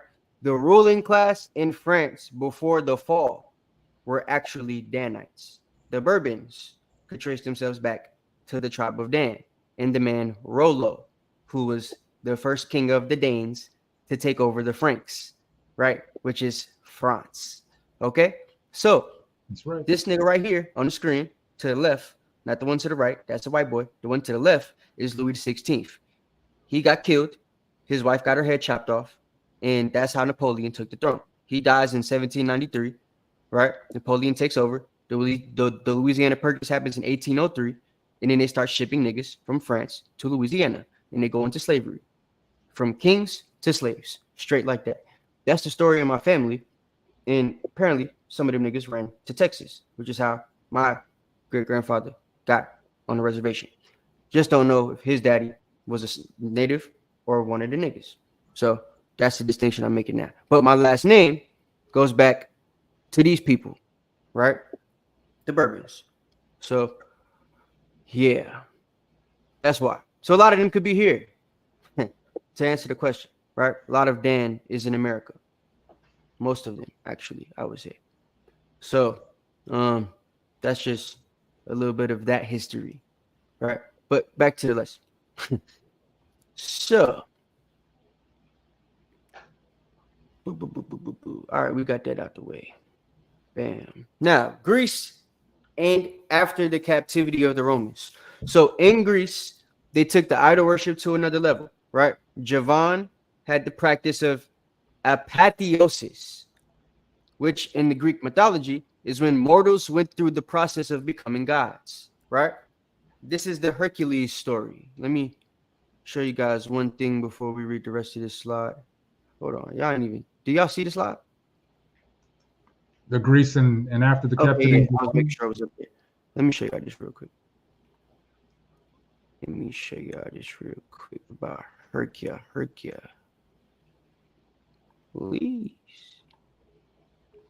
So you know, when the girl Hercules, it's cool for the black girl to say it now because she's talking about her brother. All right, so just to show you guys something. Now that we've shown you that Dan, and I'm gonna play a video to prove this stuff too, but two of them actually. Dan's symbol, as we know, is the snake and the staff, right? This is the conducive symbol. It was taken from Greece originally, right? We know about it. This is a symbol that they stole from the Danites, right? In their time in Greece. Once the Romans took it, they made it what they made it. But originally, without all the extra crap behind it, it was just a snake and a staff, something like Moses had, right? I actually have a snake staff. Brother Aharon, Captain Aharon, always talking crap about it, right? But through the spirit, I happen to have one of those that I bring to camp every single Saturday. Anytime you see me out in my Israelite garment, you're going to see me with that staff. This dude right here is a Greek god, right? Who I believe originally would have been a black dude. He's got the rod of Alcipius, right? This rod is supposed to be, pause. This staff is supposed to be, the staff of the Danites. So I would say Alcipius is a Danite. If not Hercules in a rendition of him, he's, something like it. Because Thor himself, we got Hercules is the man version of Samson, right? As a god. Because the whole world knew that we were gods, right? We're the chosen people of the Most High. So we're the demigods, so to speak, of the earth, which is why the Greek pagans originally made us that, right? Starting with Hercules, or the Heraclin, right? Which means traders in Hebrew, which is what they called us because we did trade with them. So we got the Heraclin, and we got these other gods that they're going to create. It starts with the Dane pantheon, right? So instead of a Zeus, they really have a Odin, right? Odin later becomes Zeus, right? But Odin is Odan, right? The forefather of Dan. In the story, he's a great warrior and the forefathers of the Danes, right? Here, he's a god. It's because of this word that we spoke about on the slide, right? Apotheosis, right? Where they have a real person in history go through a process through their folklore to become a god. Once they're a god eternally through their folklore. So whoever this dude is has already gone through his process and become a god. And he gets to hold the rod of Alcipius, right? So we see the same thing with Thor. Thor is the full god version of Samson or Hercules, right? That's why he lives up in Asgard with Odin. Odin's no longer a warrior. He's the king of the gods, right? Right. So that's the whole equation. When you go into Valhalla is not heaven. It's not Asgard, right? Valhalla is the heaven just for warriors in the Danish religion, right? That heaven for warriors is a place that the warriors go to relax and chill to get ready for Ragnarok, which the Christians call Armageddon, right? Ragnarok is when these warriors come from the depths of the earth with Odin, right? Who's now in the position of Yahushua to render their anger on the earth for the sins against Dan. Ain't that crazy? No different than the sins against Israel being rendered by Yahushua against the earth, right? Ain't that crazy? So that's the story of Valhalla, Odin, Asgard, and all that crap, right? It's actually a Israelite story through paganism, right? They can't make up. They don't have their own stories. They got to steal them. Yeah. Mm-hmm. Yeah. So, let me get back to this. They also got like 12 elders and everything. Wow. If you look at the map, right, we got Israel, Joppa right here, right? Cyprus, where the Danaans took over, right off the coast, real close. Greece, right? This is Javon right here. Crete, right? Where all them Minoans was making them vases with the black faces in the locks. Maybe it wasn't them they was making. Maybe they was making us. I haven't done my research on that, but that's a good thing to look into. So just saying, right? So yeah, all right. Just to show you guys the map of how close everything is. There you see Dan right there. Give you the proof of where they at. You see Joppa right there. So it's just a hop and a skip away. Feel me? Don't take long. When they taking 3 years to come back, it ain't because it take 3 years to travel that far. They're living in the land. The tents of Japhet, Japhet shall be in the tents of Shem. If Shem take over the land, that's Shem's tent now. If Japhet's able to come over here with us, they get a place to sleep too. I'm sure we got like hotels or something like that for them to chill at while they have to chill here, right? Best believe Solomon has something like that going on. We just read in Ezekiel 27, they was coming to do trade with us, right? So best believe if Solomon was doing it, David was doing it. Right? Right. Saul might have did something too. So, you know, but that's that. And the trade continued throughout time. So how do we get Hercules? Says, even after teaching this, all right. I have a book, Dan the Pioneer of Israel by Colonel J.C. Gawler. Y'all should read that book. Get it PDF free or something like that. It was made in 1880, so you couldn't read yet in America when that book was read. So it wasn't meant for you to read. It was meant to give the history of your people to the people controlling your people, right? 1880. Slavery was abolished 1865, right? Juneteenth was after that. So this is before everything, right? Before you could read, before Black Wall Street, before sharecropping, before all that crap. You was cotton picking niggas back then, right? So their famous Bible story associated with the tribe of Dan, that is the story of Samson, who was the great warrior of incredible strength given by God. That doesn't sound familiar. Hercules is a Roman equivalent to the Greek god, divine hero Hercules, right? You see the difference in spelling? Hercules, the son of Jupiter, right? And the mortal Alcineme, or Alcin. I always forget how to say this name. I can't pronounce it. Alcmene. In classical mythology, Hercules is famous for his strength and for his numerous far-ranging adventures, one of which was him killing a lion. What is Samson known for in history, right? His strength, his wonderful wars and his tales of, you know, killing a bunch of people with his bare hands and fighting off the hundreds of dudes by himself and stuff like that, right? And a woman named Pleasure, named Delilah, right? Right? Woman named Delilah, known for pleasure, the prostitute, right? Well, same thing is the equivalent with Hercules. Hercules was with a woman named Pleasure, who makes him cut his hair, right? Loses his power. You see in the movie, the little elder ladies or whatever, they cut the little string and stuff like that, right? To take his power away from him once the hair gets cut. It's a symbol. That's their folklore that they were telling about us. Right. None of that's in the biblical story. That's folklore that the Greeks were telling about us because we were the ones trading with them, coming back over there telling them stories about our forefather. Right. Samson.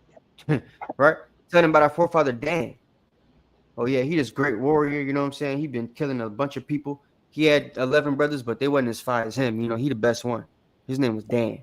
They was telling him crap like that, right? You know, the tribes be big up in their people and stuff like that. So they giving them stories. They tell them about Samson. And the Greeks are like, damn, he tore a lion with his bare hands. We're gonna make a story about this dude. We're gonna call him Heraclim. What the hell is that? That's you guys. Okay. Look, the Hebrew word for merchants, Heraclim, right? So what you're gonna find out in a little bit is we actually taught them a language and mixed a language with them so that we could communicate. It was called Gaelic, right? Gaelic is the same. Old Gaelic is the same language as Old Irish, Old Scottish, Manx, and Welsh, right? Which is what the Angles spoke, the Irish spoke, the Scots, and the people of Greece. We were all able to communicate with each other. And you're also going to see in a little bit that it's a form, or not a form, but it's a duration of Hebrew. It's got very wide similarities, even though there's supposed to be two different language groups, right? And it's the only language group out of the Indo-European languages that actually can communicate with Hebrew. The reason why is because it was made by people that speak Hebrew, right? All of the languages that we made incorporate Hebrew, right? English, Latin, French, they all can incorporate some type of Hebrew connotation, pronunciation, something like that, right? For certain words, because, or meaning for certain words, because it was made by the people that spoke Hebrew. So, but yeah, Hercules, Heracles, the son of Zeus, king of the gods. The Hebrew word for merchants is Heraclin. Hercules' origins were traced by Aristotle to Argos, right? That place I mentioned earlier. Right. On the island of Cyprus, that place I just showed you right next to Dan, which was established by the tribe known as the Danoi, right? Which is the tribe of Dan. So they tell you Cyprus in history is established by Dan, right?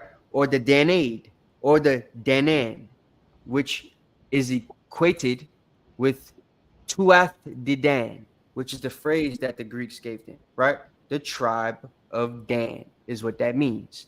It says, who were also called the Danites. And Tuath sounds like something the Samoans would say, right? Because me personally, through my history, I think that the people of Cyprus were originally the people that we think are the Samoans, right? Rikishi and all them people. So, yeah, he act like a nigga because he been in the tents of Shem. Know what I mean? So Tuath Didan. And once we start taking them over as the Danan, as the Dorians, a lot of Japhet started leaving their lands and started going to other places, which is how they end up in the Pacific Islands, right? They moved because we start taking over the land and they didn't want to be subject to us. Right. So, but again, history for another time. So Cyprus was a natural hub where many of the tribe of Dan settled, right? As we see on the map, once again, it's right next to us. It's the only landmass next to us before we get, I think that's Germany or something like that right here. So, all right. Boom, boom, boom. All right. So, yeah, Cyprus was a natural hub where many of the tribe of Dan settled. It's not hard to see how the stories could easily travel from the tribe of Dan directly to influence Greek and Roman mythology, right? Which is what I was just telling you about the gods. It says of the time period, which makes a strong case that Hercules was actually the story inspired from Samson himself. Recently, a Roman mosaic depicting Hercules was found on Cyprus as well. So why would Cyprus have something about Hercules? Hercules ain't got nothing to do with Cyprus. Right. He's Javan, Tarshish. Know what I mean? Cyprus different. They got their own warriors and stories and stuff like that. Especially if it was started by Dan. Why they got a story about it?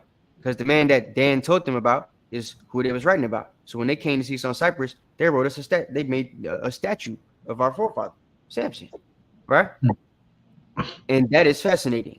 Colonel Gawler goes much deeper on this subject in his book, which is why y'all need to stop being niggas and get it. And that's all I'm going to read on that. So, let me pull this thing back up. So that's just to further prove what I was saying earlier about Hercules actually being Samson. So yeah, there's proof that Hercules is actually Samson, right? Based on Heraclin. And you could go back to Ezekiel chapter 27 to see how it specifically talks about Dan and Javan being in trade with each other and having a specific relationship, right? Proving once again Can you give me Genesis chapter 9? Yep. That, make sure. What are you looking for? 9 and Genesis. Is it 9 and is it 12 and 9? Hold on a second. Javon shall be in the tents of Shem. Oh, that is. No. That's gonna be. Where is that? Hold on, I'm gonna find it. 9 and 27. Genesis 9:27. No, this is the book of Genesis, chapter 9 and verse 27. God shall enlarge Japhet, and he shall dwell in the tents of Shem, and Canaan shall be his servant. So look, if we got Canaan as a servant, why you think they're not gonna have him as one too? If they getting to live like us and live with us and trade with us and stuff. We see specifically Javan gets to do work with Dan, right? We see specifically Dan is taking people into captivity, right? If the Phoenicians is Canaanites and the Phoenicians is on them islands that we ruling, that means the Phoenicians is our slaves. If there are, royal brothers in trade, Jen, right? Then that makes this prophecy true off top, just off what we see in in Joshua and Ezekiel, right?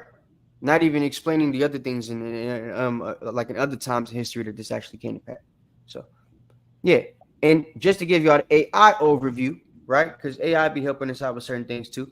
It said the Greek name for Hercules may have originated from the Hebrew Heraclim, which was the name of the merchant men of the Danite tribe.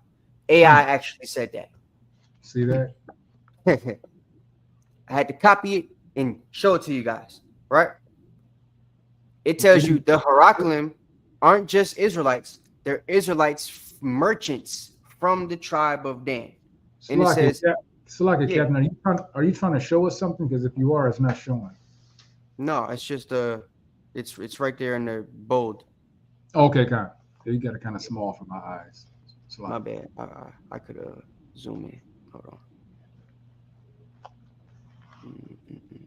Oh, maybe I can't zoom in. Damn.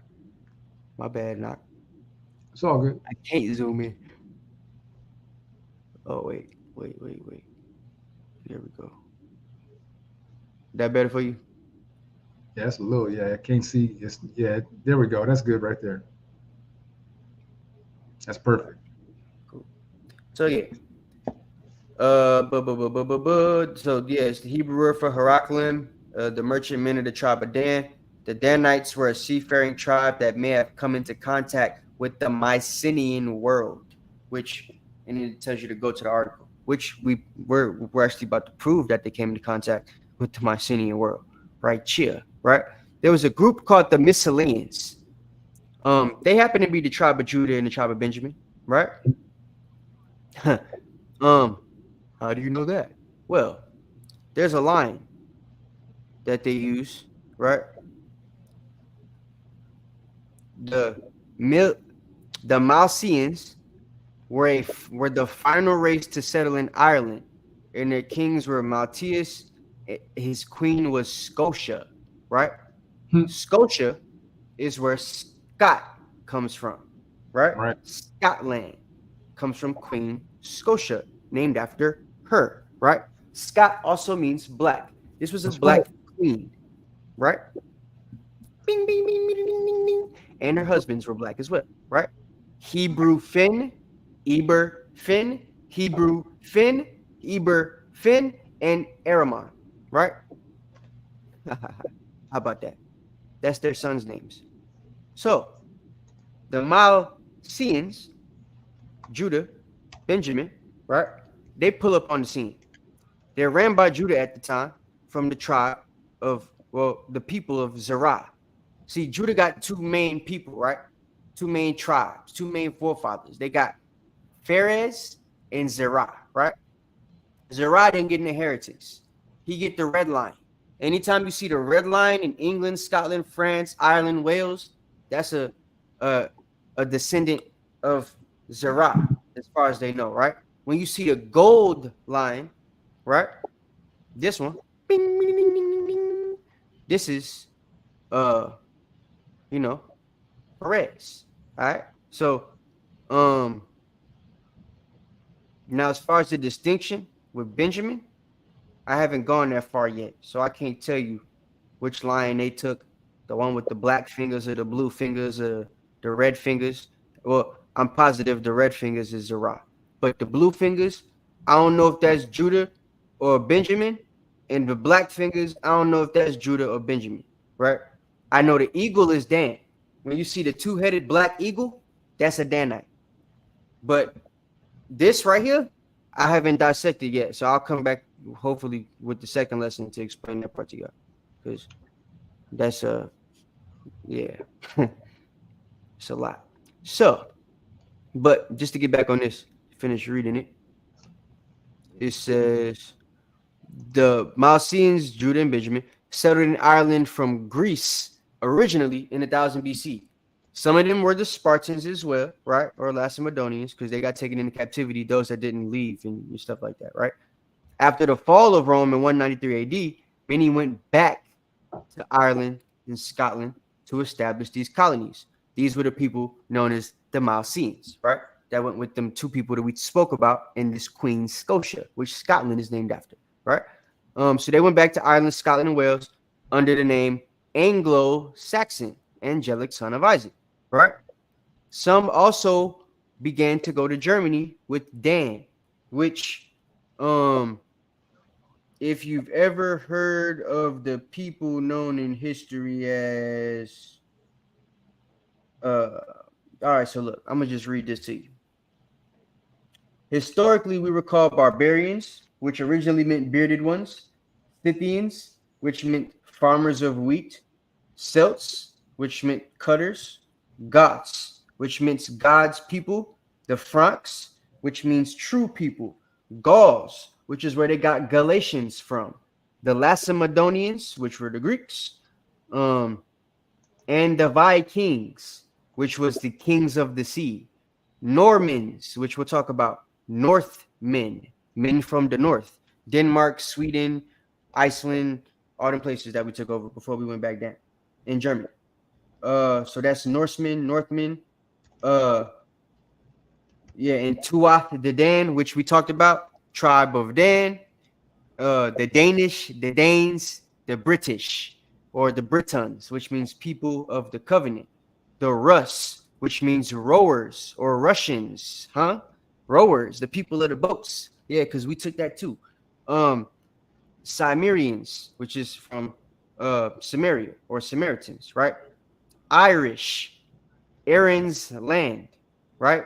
Aaron, Aharon, Iron land, Irish, Scotland, dark men or black men, Scottish, dark land, right? And so on and so forth. That's the breakdown of the names after we took control. And you see, from 1000 BC, you can't be saying, oh, them people was white. Oh, them people was white people. I just gave you the breakdowns of the names, and you see that they actually meant something correlating to either the Danites, or the Danites, or specific tribes of Judah, right? But yeah, most of these correlate with Dan. Oh, that's a good question. So I have a question. Why do Dan use symbols that Esau have used? Serpent, eagle, who had it first? So I guess this is a good time to bring out what Jonathan sent me. I'm not going to, can I show this on the screen?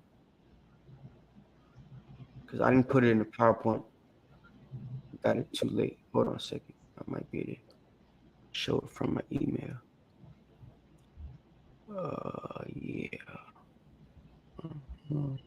Yeah, so just to give the answer before I prove it, we actually had that first. Like I showed you with the Canute symbol, the snake and the staff, that was something that we took. That was ours. That was the symbol from Dan that they decided to take when they went to Greece. It was a staff and a snake, right? The snake for them, their symbol given by the Most High, and the staff for them being royal merchants that were coming to the land to trade, right? So they put the staff and the snake together. As far as the eagle, that was something that we took after we left Greece, right? That was a symbol that we took once we went to Germany. That was a bird that was found there a lot, also in Denmark and stuff like that. It was a bird that was used of strength by the people that lived there already. So we basically adopted that symbol because we were the people coming. Once we took everything over, we adopted the eagle and turned it black and gave it two heads, one facing the left, one facing the right, for northern Dan and southern Dan, right? For the two houses of Dan. And then we started putting that eagle everywhere. I could show you that eagle.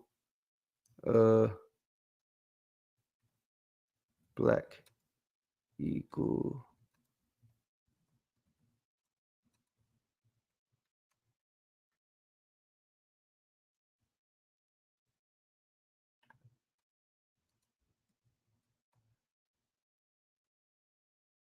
There we go.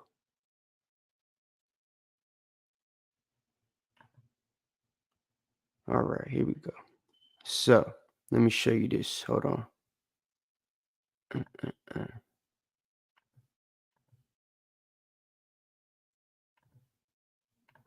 So this eagle right here, right? You'll see different renditions of this, right? These are all symbols and eagles that we created, that we gave to the throne. You see the crowns and everything. That's stuff that we made. And you'll see this on different coats of arms. If you get that book, Nature Knows No Color Line, you see a lot of the German coats of arms have this eagle on it. It's because they were Danites that adopted this eagle and took it and used it and put it on their coats to symbolize their strength in their houses and stuff. So, and as you see with Judah, a lot of them did it with the lion, which is why you're going to see what you're about to see in a second on the PowerPoint. So, yeah. After leaving Rome in 193 AD, many went back and began to establish colonies in Ireland, Scotland, and Wales under the name Anglo-Saxon. Some also began to go to Germany with Dan, and they split into groups called the Danes, the Jutes, the Gauls, like I just told you, later the Franks, and I broke down all their names. Eventually, they moved on to Rus, which became the Russians. So everybody thinks, oh, the white people, they come from Russia, because, they don't have no ish at the name of Russia. We got, the ish at the name of all the other places that they took. Well, the original name for Russia was Rus, right? They called it Belarus after that. And then it became Rusa or Russia, right? So Russia is actually the fake name that the white people gave it. We called it Rus, which means rower, which stands for the people that, were rowing over there. The Danites, right? So, yeah, that's that. So, put it back up. All right. For the Mycenaean kings, they were said to be from the line of Zerah. They incorporated the red line, which was like, the one I showed you before, or to give it the gold with the red fingernails and stuff like that, right? While the rulers of the other tribe of Judah, right, Phares, they used the gold line. Whether it's the blue or the black, I don't know. Could have been both, but Benjamin got one of them. So I got to do my research to figure out if Benjamin took the blue or the black. I feel like the blue is actually Judah, though, because I see that on a lot of the crests. But anyway, it says Dan, after 193 AD, went to Ireland first and ruled as the Danans, right? But left after about 200 years to go to Germany, then later moved to Denmark, which is now called Denmark, right? Again, they're an adder in the path, a snake in the path, right? That snake on the path leaves a trail. The trail that Dan left was putting their name on every damn thing. Everywhere they went, they put names on rivers like the Danube. They put lands on names on lands like Denmark. They put lands on people, names on people like the Danans or the Dorians, right? So in Germany, they spoke a language called Gaelic. Just to give you some information on Gaelic, it says the origin of Gaelic, Old Irish, Scottish Gaelic, and Manx were originally the same language, but diverged over the last 1,000 years. Since we lost control and the crackers have been there, they don't speak that language anymore, right? Since we moved around and started taking over other places outside of Ireland, Scotland, and Wales, like, England and France, stuff like that, Russia, right? We actually end up not dealing with the language as much anymore. Rus isn't Gaelic, it's Russian, right? So we start making new languages and all that type of stuff. And here we go. 1,000 years later, nobody speaks it now. So there is much evidence to suggest that Gaelic and Hebrew are similar, and no people in Germany, Ireland, and Scotland speak this language today because they're not Hebrews. Gaelic people, Gaelic being a Celtic language, it shares similarities that other Indo-European languages don't share. This is due to us developing the language over trading together. Again, Genesis 9:27. You got that now? Well, we read that, right? They should dwell in the tents. So let me see if this will pop up. Just to give you guys, okay. Gotta do that.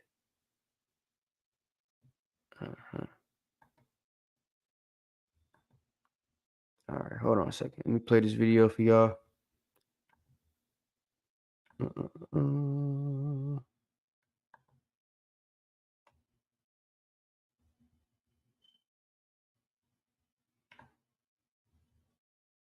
Damn, what happened?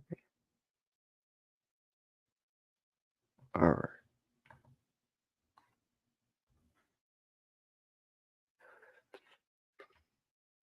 Okay, let me post this. My bad, y'all. Hold on a second. I had to grab the video. Cap, you look at the chat? Yeah, I'm gonna check it out in just a second. I'll answer the questions in just a second. Let me pull this up. Y'all can see that? Con. All right, let me see what he's saying. Okay, so all right, he says, so when I see white people use all these symbols, they are just mass culture appropriating everything. Yeah, basically. No, go down. Yeah. I'm gonna go down. I'm gonna read all of them. I'm trying to go down.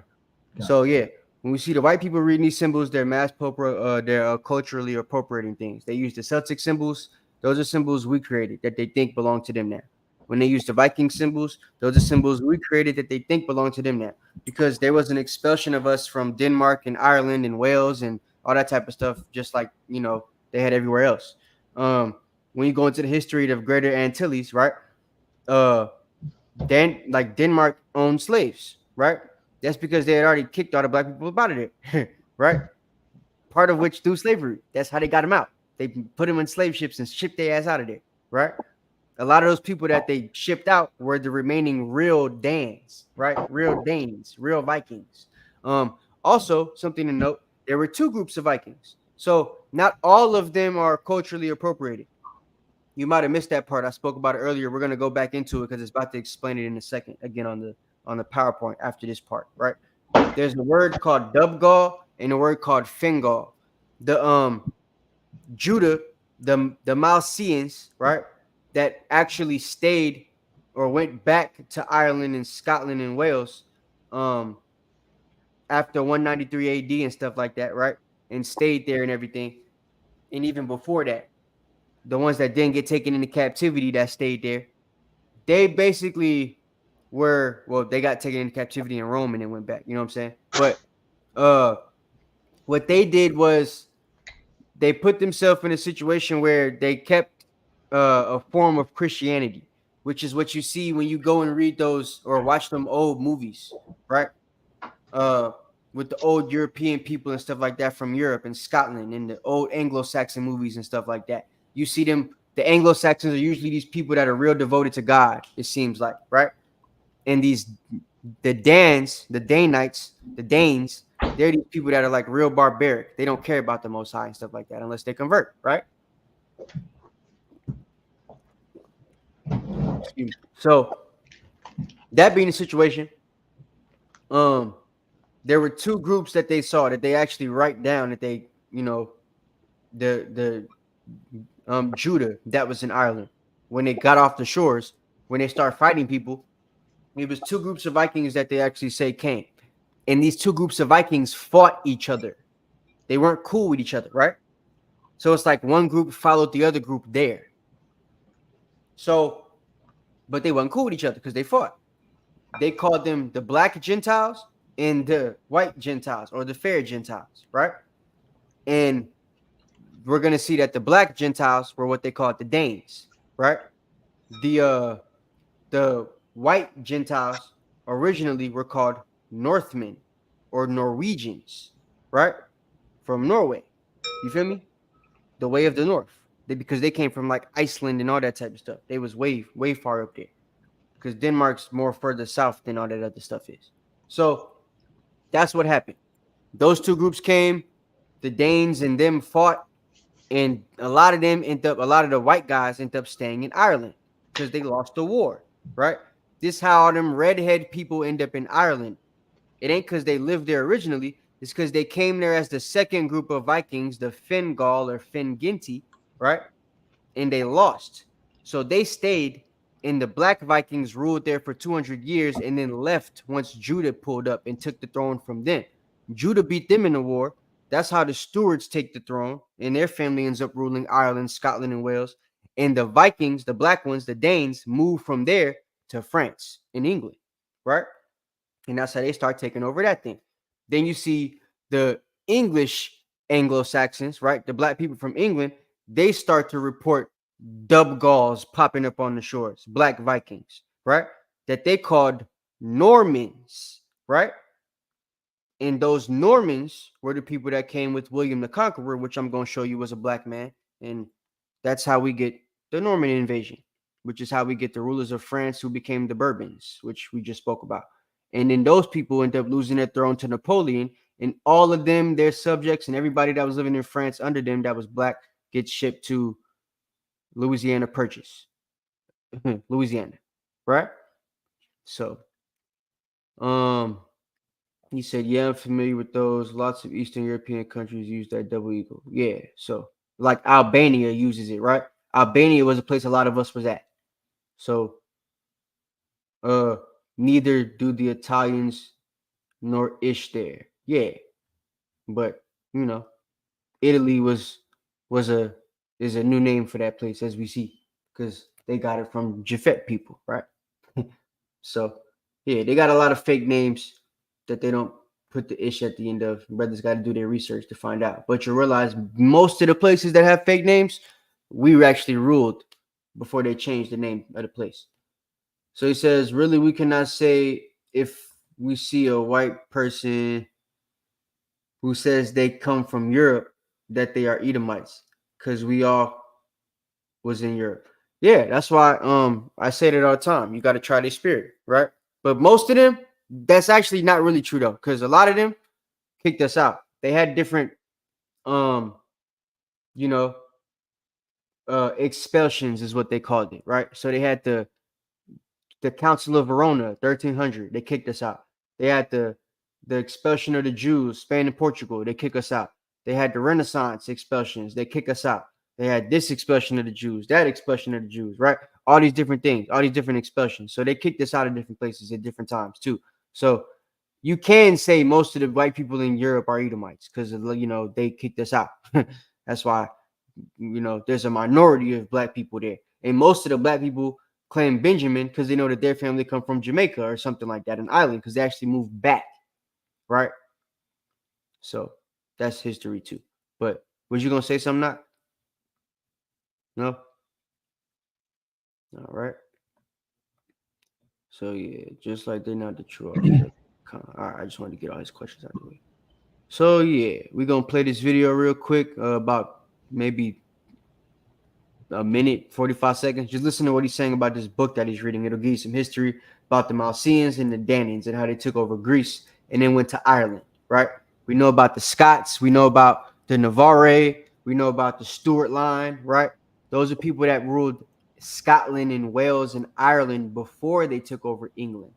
King James was the first king of England, the sixth king of Scotland and Wales, right?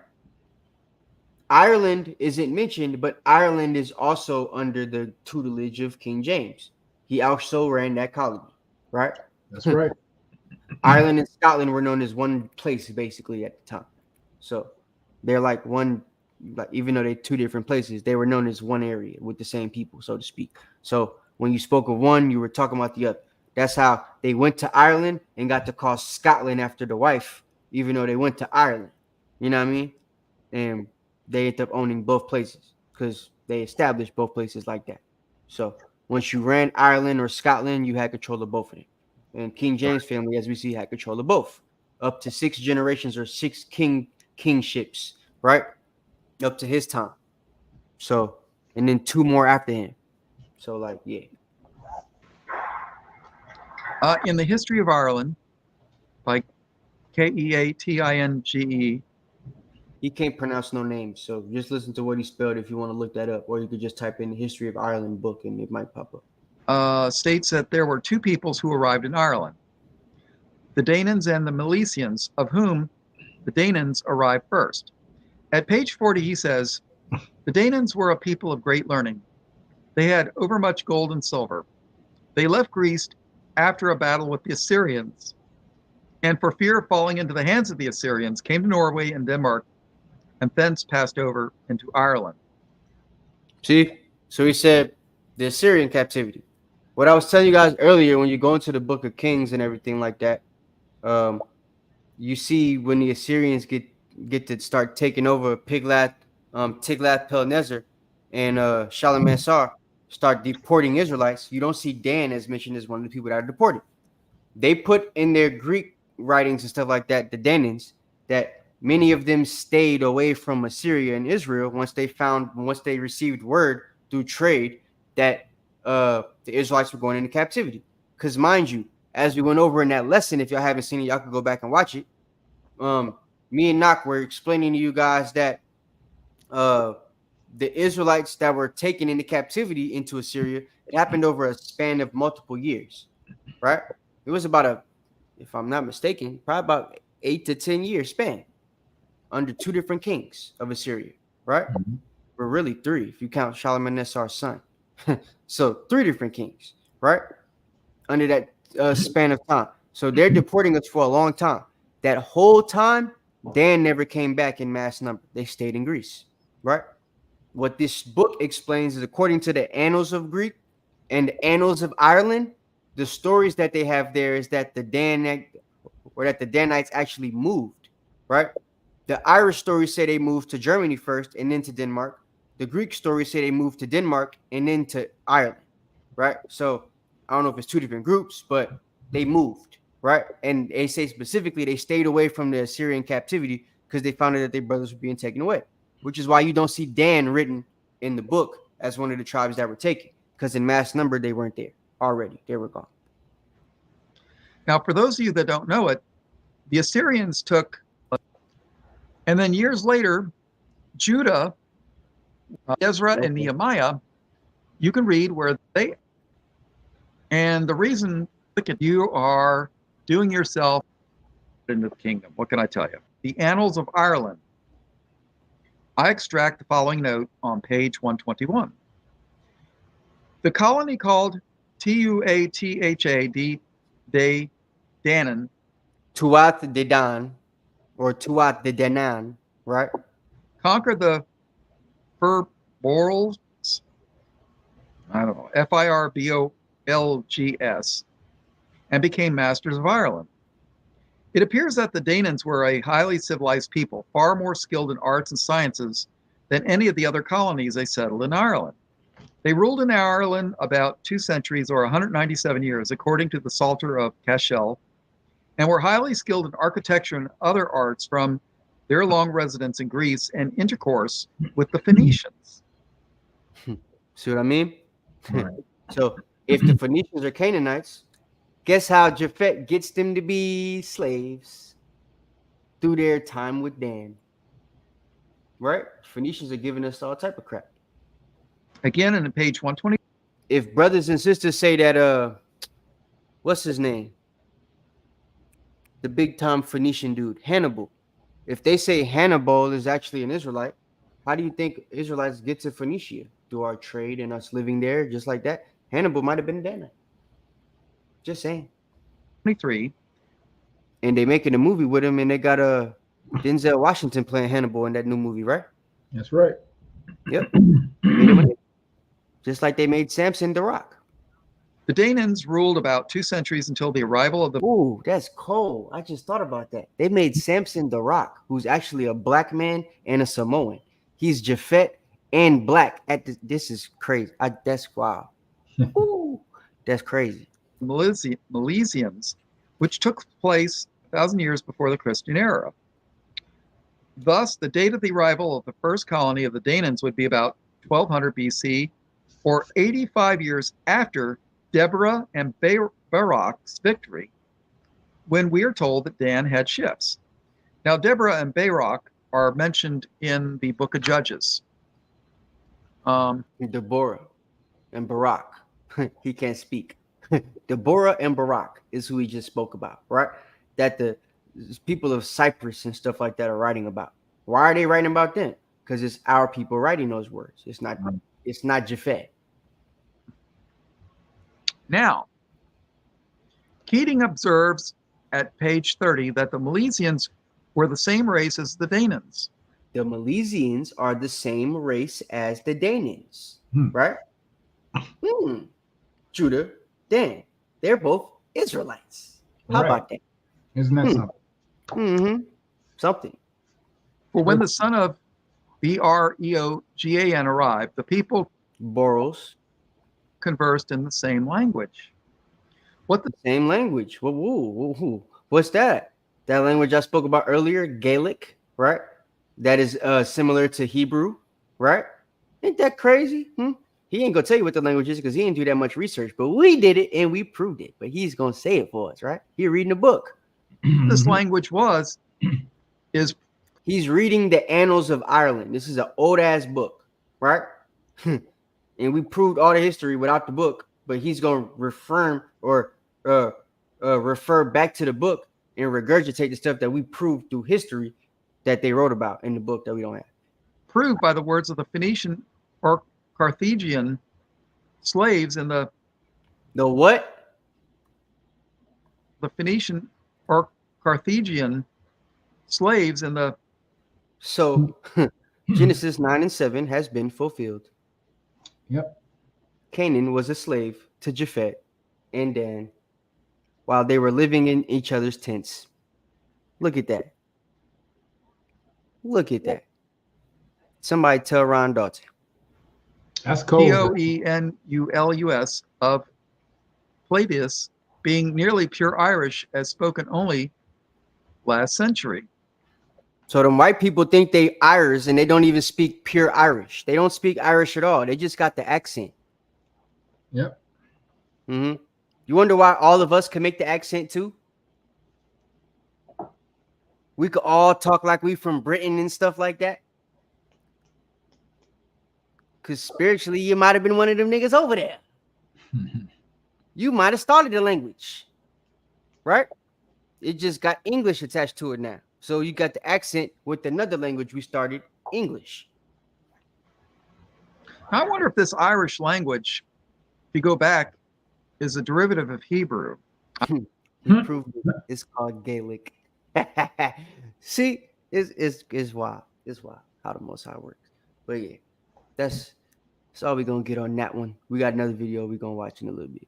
So, and that'll be the end of the lesson once we get to that video. We almost done now. Don't worry. I said we almost done. Oh, it's all good. So, all right. So, Dubgal, Fingal, right? Let me see if I got this pulled up already, so I don't gotta.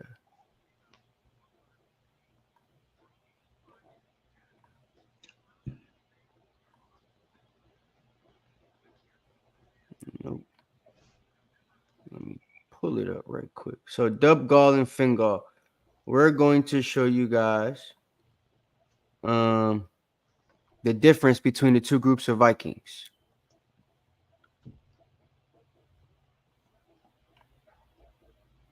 All right, here we go. Let me pull this up. I need to move this here. There we go. All right. So, Dubgal and Fingal are Middle Irish terms, right? So this is Old Irish. And it said that we all spoke the same language. So Judah, the Mausians that are there, right? Because uh uh you know, as the dude said in the first book, Dan left, right? And they went to Germany and Denmark. So who's left in Ireland at this time to rule? Judah, Benjamin, right? The Mausians, who are of the same race as the Danes, right? So they're there, living in their Christianity and stuff like that, trying to serve the God as Christians and stuff like that, right? And it's like 800 something. Okay, yeah, 851, right? We 851 AD. Okay, it's niggas living up there. They in them big old mountain castles in Ireland and stuff. And you know, there's a place, the capital of Ireland, they call Dublin now, right? Put a 7 in the chat if you've heard of Dublin before. Dublin, Ireland. Everybody heard of Dublin, Ireland, huh? Gone. It's a white boy that some of y'all might like named Conor McGregor, who from over there, right? I do not think he's an Israelite. No, I don't. But I think he's a Fingal. He might be a Viking, but he ain't one of ours.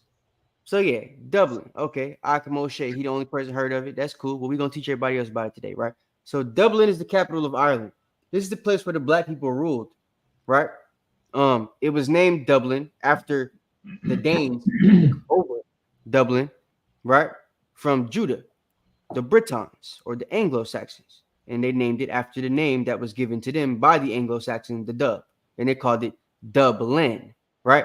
As they leave their mark, they even left a mark with the name, a byword that was given to them by their brothers and sisters, right? Instead of calling it Danland, they called it Dublin, right? Because they called them the Black Gentiles or Black Ginty because they were living as Gentiles. They were living as heathen. They were into pagan worship, right?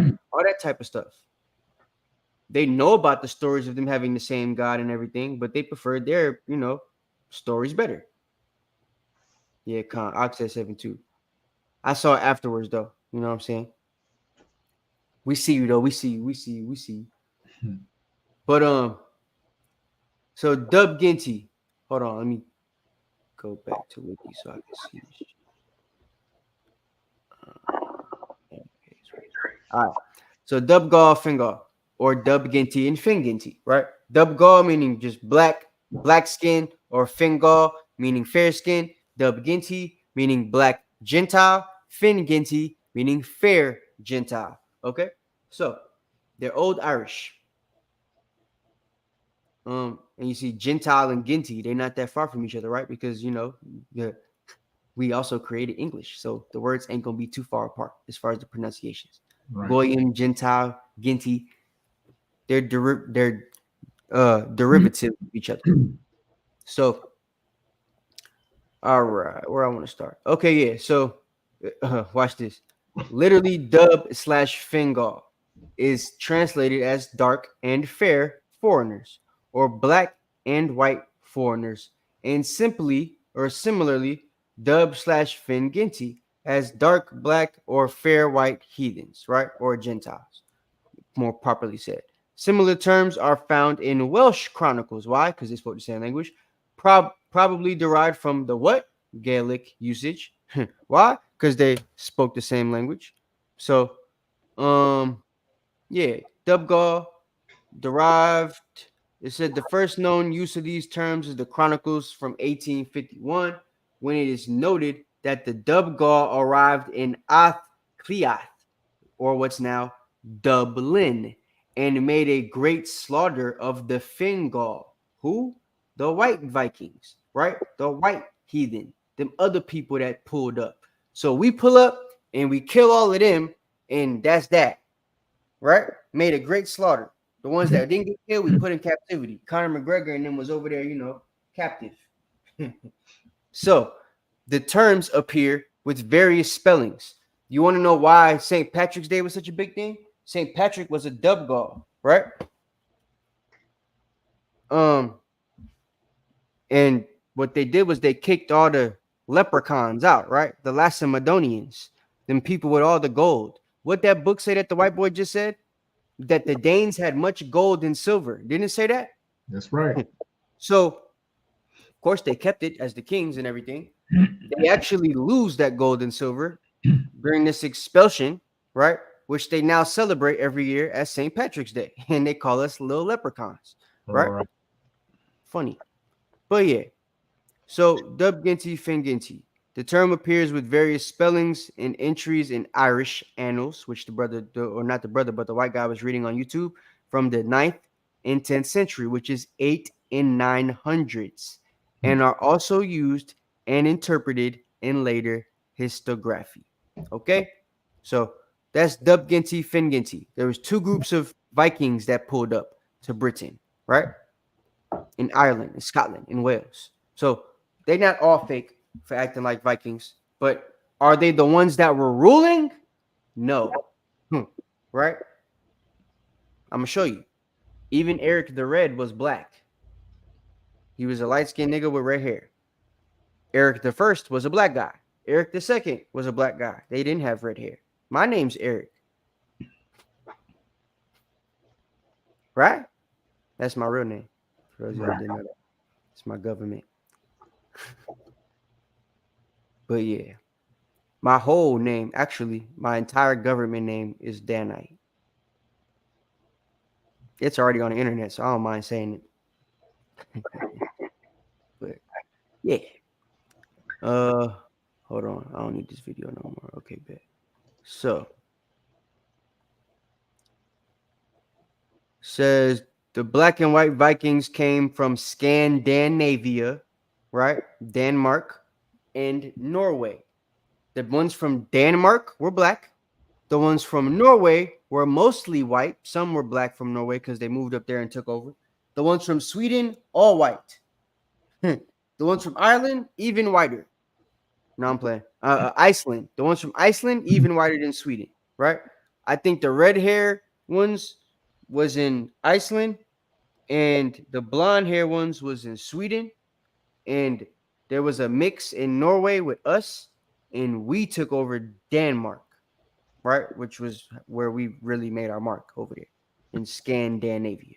That's where all of our kings were stationed in Denmark, all of our castles and everything like that. Many times in Ireland, the Finn and Dub fought each other. After defeating the Finn, the Dub went on to conquer Judah, and they took turns running England, France, Ireland, Scotland, and Wales until the captivity. Judah and Benjamin were the last to rule England, Scotland, and Wales and Ireland, and Dan was the last to rule France. Okay? This is a book. Can y'all see this? Kai, you might want to blow it up a little bit. This is a book called The Origins of the Anglo-Saxon Race. This is page 113 and 114, right? Let me see if I can move it. Oh, mother trucker. All right. Okay. So it says the borders of Saxony and Prussia, right?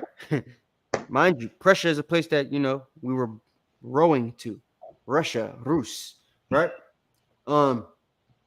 At the present day, some of the darker winds may well have been among the Black Vikings, referred to in the Irish annals, which we just read about, right? And the guy read out of, right?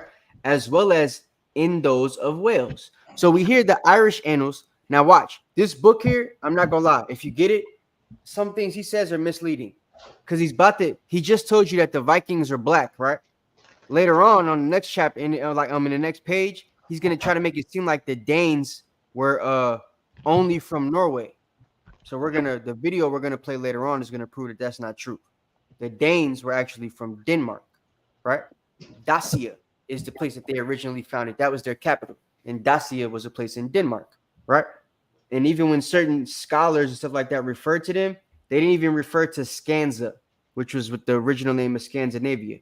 They referred to Dacia as the place they were from, or Denmark. They never said anything about Norway or Sweden or none of that stuff.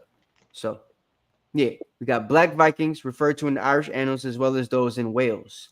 And many have been the people who left the Anglo-Saxon name, right? He gonna make it seem like there's only one Anglo-Saxon name, Blackmane, right? But no, all the Anglo-Saxon names come from these Blackmane, right? That's what it is. So they're the Anglo-Saxons, which in other chapters, he also says that. He tells you that the Anglo-Saxons was black and all this other crap. So it's a misleading book, but this is also an old book that wasn't supposed to give us our history over there, right? But he ended up doing it anyway. So appreciate you. Yeah, Blackman Stone on Kentish coast. If you know anything about Kent, Kent was the first Anglo-Saxon colony ever created. So it's the first place in England that the brothers went and took was Kent, right? So just a little history for you guys. Blackman Stone on the Dorset coast. As late as the time of Doomsday Survey, we meet with the records of the people apparently named after the dark complexions. Buckinghamshire. So Buckingham Palace is actually Blackman Palace. They're telling you Buckingham is a Blackman place, right? Swartius, which is Swart or Stuart, right? Swartinus.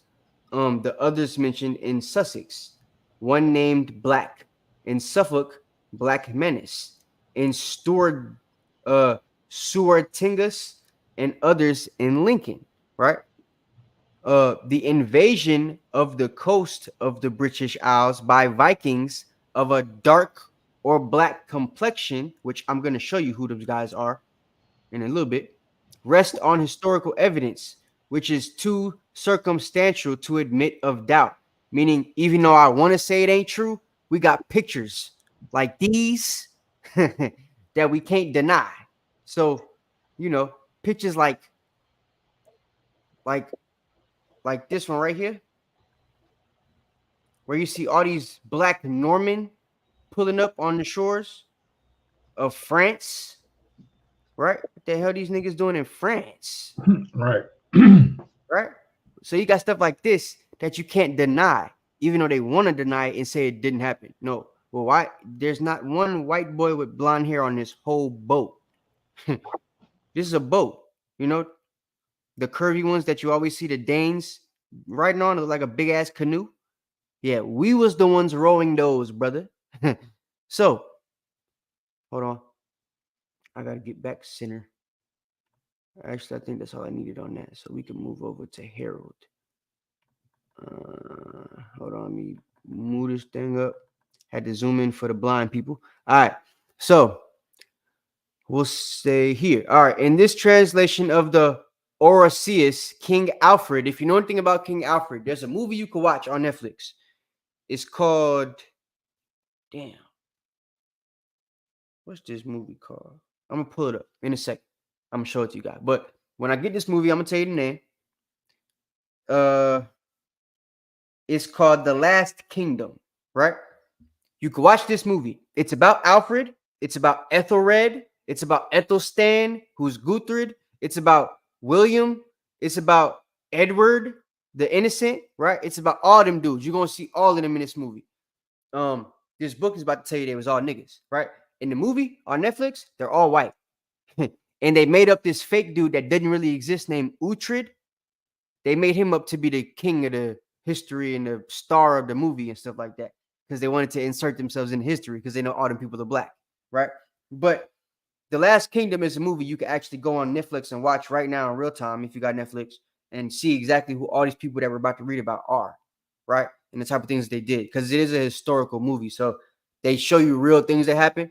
It's just the complexion of the people are fake, right? So King Alfred inserts the account which Othray, the Norse mariner, right?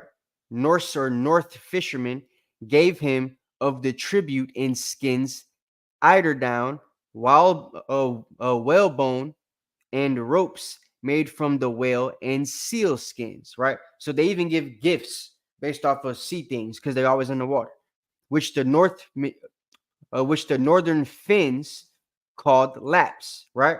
So now he's talking about the white people. Remember we just talked about Fingal and Dubgal, right? when you go get this book, you can get it for free. This is a free PDF that I'm showing you guys here now, page 114, right? When you read the bottom of page 113 and the rest of page 114 and page 112 before that, right? You'll read that King Alfred and them were actually niggas. They're the Anglo-Saxon kings, right? Ruling at this time. When it talks about the Northern Finns, it's making a distinction because these are not the people they were just talking about that are actually making the things that they're making tribute of, right? So these Northmen, the Finns, right? Now I was about to talk about a different type of Northmen. Their descendants are among the darkest people of Europe as they were thralls. So what he just did was try to make it seem like the Finns are actually ancestors to the Danes, the dark people, right? But we just read according to the Irish Annals, which is where he's getting his history from for this book. That's not true. The Dubgaul used to fight the Fingal. They both came at the same time, right? One group followed the other, probably in pursuit for the land. They thought it was unoccupied or whatever. And they got there, found out it was occupied, fought each other for the land. One group died and the other group got to rule. We saw the group that ruled was the Dark Ones. Hence why the capital is called Dublin, after the Dubs, right? The blacks. So that's why I said this book is a little misleading in certain cases. You got to read between the lines and know the history. Their descendants are thralls.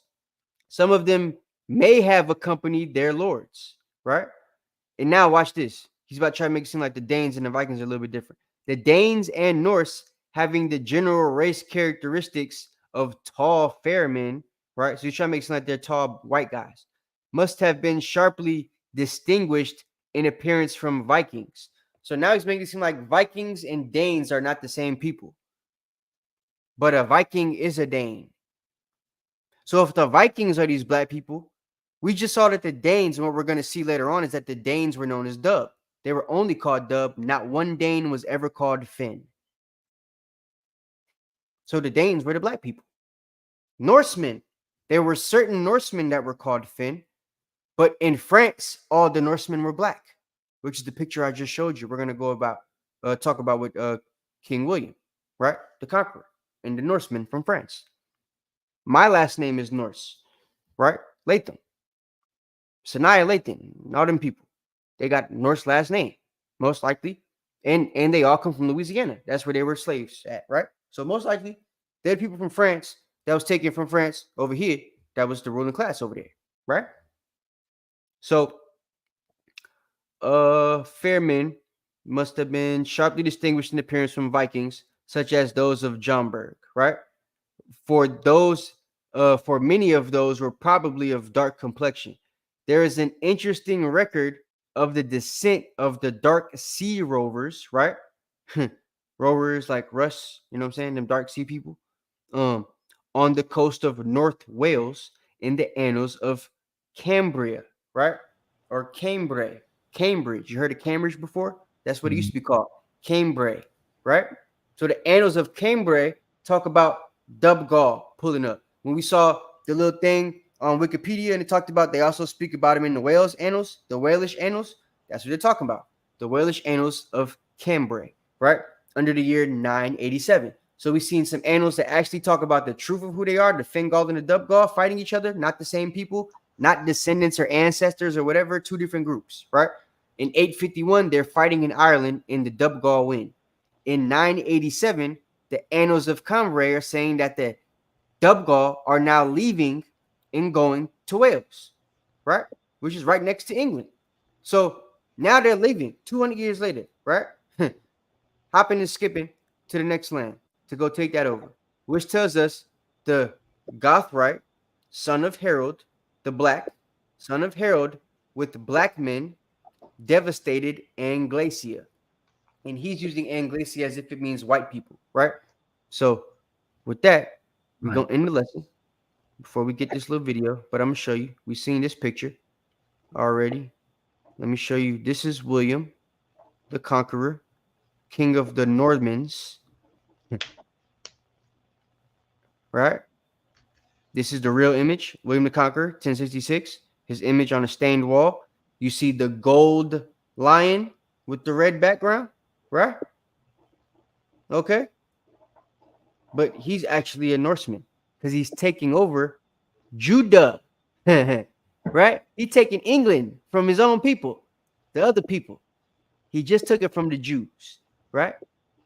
So they got, Judah symbol in the background. And this is the fake picture, William the Conqueror, the white guy, right?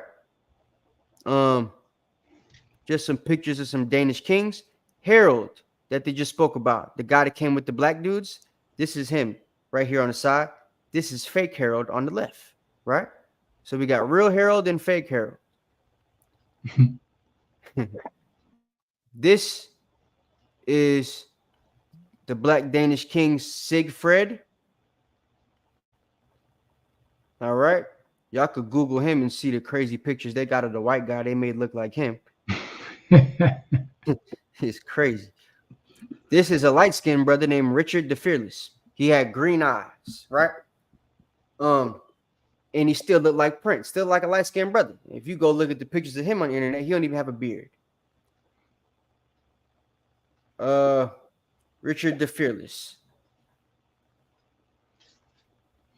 This is homie, the king after him, Christopher II of Denmark. You see? He got a whole black patina still to this day. To this day. This is one of my favorites, Eric the First. That's the real Eric right here, right? It's a little whitewashed image of him. They kind of tried to make him white, but this is the real Eric. And these are all the fake ones. So, yeah. That's a little history, right? A little bit of pictures. There's a whole lot more Danish kings than that. We could have went into Rollo. We could have went into Ragnar. We could have went into all them dudes, right? But we're going to let the video right here do it. So y'all hang tight, watch this little video, and then we're going to close the lesson as soon as it's finished. You don't even got to read Daniel 7:8. Read Daniel 7:18 right now, because we ain't even going to say that. We just going to close it out. Well, you know I don't just close it right out, though. Yeah, I know. He gonna make announcements and shit. But you ain't got to read it afterwards. It doesn't matter. Irish people have Israelite blood. Yes, white Irish. Time is running out. No, white Irish don't have Israelite blood. If you just follow what I followed, the Israelite history in Ireland comes from the black people in Ireland, right? Judah, who was the Macedonians, right? Who ruled there until the time of the captivity, right? And the people that took over from the Macedonians after they became the Anglo-Saxons and went back and forth for the rule, which were called the Normans or the Danes, right? So, and like I said, there's actual history on that. Even the movies, you can go watch that movie I just mentioned, The Last Kingdom. The very first episode or second episode, young King Edward is asking his daddy, yo, weren't us and the Danes brothers and sisters at one time? I was in school reading the annals and they said we used to be the same people. They even mentioned the annals in the freaking movie, right? Mixing with women doesn't make you change anything. It's your father's seed that matters. And all of them had damn sons. That was the whole point. Some of the kings would kill their wife if she didn't give him a son. You can read the stories on that. That's how the sonship became big time thing in England. It wasn't because the white people wanted a son so bad. The black ones wanted a son to keep the Israelite line going. When you get to the Stuart line, there's something you can look up called Jacobism, right? Everybody from the Stuart line that took over England, Scotland, Wales, and France made sure they put Jacobite on their pictures, right? To prove who they were because of Jacobism. Them trying to prove themselves to have the Israelite line still. So, there was a big time like they had a spotlight on them trying to be Israelites, right? That's why they called themselves Jacobean rulers, to give, reverence back to Jacob, the forefather of Israel, the Israelites, right? So yeah, it's not Irish people that have Israelite blood. It's the Iron that has Israelite blood, not the Scots that have, or the Scottish that have Israelite blood, but the Scots, right? not the whalish that have Israelite blood, but the wash, right? So yeah, that's that. You can't be two races. It go by the seed of the father. Exactly. He said, you hella light skin. Well, hey, so was this nigga right here. You ain't see who I just showed you? From Denmark? If you're being real, Christopher was kind of light skinned himself. But this nigga right here, Richard? Richard looked like one of them pretty boys, Casanova and stuff. He looked like El DeBarge, but he didn't have no, his mama might have been, his grandma was white. Right? So he light skinned, got green eyes. He had curly hair. Right? Silky white beard when he get old. If I show you the young picture of him, some of the ladies might fall out. Because brothers look like that. It's brothers like that still, right? My pops kind of look like Richard. So the silky hair and stuff. Nah, Dominic, you gotta wake up, bro. Nobody can prove their forefather's seed. It's all spiritual. The Bible actually tells you that, but the spiritual thing is what helps us prove our forefather's seed, right? It's our spirit that bears witness we are the children of the Most High. None of the Irish people are keeping the law right now unless they black. So yeah, you're right, Dominic. I'll actually take your word on that one. It is definitely spiritual. And not one white person is walking down Atlanta with fringes on from Ireland. Right. You understand that there, huh, matey? Yeah? All right. So hang on, leave me alone. Yeah, that's a duck monkey comment right there. I was just about to say that, but I'll leave that alone. That is a duck. Let me copy and paste. We don't need copy and paste. Let's pull this video up so Knock could go to sleep. You know, it looks like, is that a hyperlink? Yeah. So you can just click it from there. Yeah, but it been messing up when I click it from there for some reason. So I'm just gonna. We're gonna do it right here. Move this out the way. Close player. Sorry, y'all. I was watching the Young Dolph case earlier and stuff like that, you know. But, all right, let me put this up on the screen.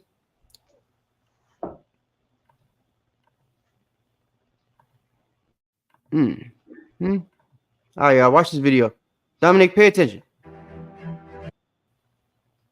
A better understanding of our true and exact history, because history has either been mistaught or contorted in a way to lead Black people astray. Yeah, like Dominic thinking white people is, you know, gonna get something because they got Israelite blood. Nah, bro. It ain't them that got the blood. They're Irish. You know why Jamaicans say everything Irie? Because they the people. They in Jamaica, not Ireland. Yeah. All right. Or you know, just outright hidden, and even some historical narratives destroyed. So this channel is just basically meant to act as a tool, an educational tool, for Black people to have a reference to refer back to whenever they want to. We weren't, but that was also through the awakening. The awakening has begun. So to be not wearing fringes still after the awakening has begun and to be in Ireland just proves your spirit doesn't bear witness. That's the point, right? The Great Awakening hadn't become great in 1969. It became great afterwards. Now we see all these people wearing fringes. I just seen a nigga at the gas station with fringes on. We dap each other up. I don't know him. He ain't in the camp. None of that crap, right? In Ireland, all the people I've seen with fringes, you know, they in camps. The guys that look white, they could prove their heritage. I haven't seen one with red hair and freckles yet, though. That's the thing. Feel what I'm saying? Freckles is cool if they brown. But if your freckles is red, you might be Fred. You feel? So. Your real history, real so-called Black history. So that's basically what this channel was created for. each video is probably going to have, well, each video is going to have a multitude of volumes. So this video right here, for example, that I'm about to, or that is about to play, educate you. I don't want to hear that crap. I don't like his voice. So-called black people. And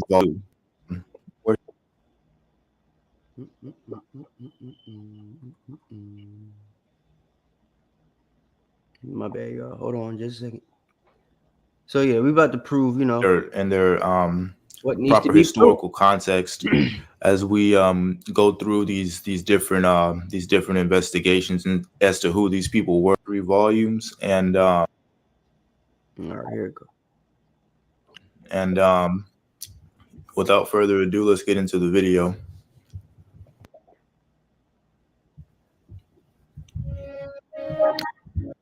So you got the eagle of the Roman and the German Empire. Why is that the eagle of the Roman and the German Empire? Because while we were the Byzantine Empire, we ran this eagle.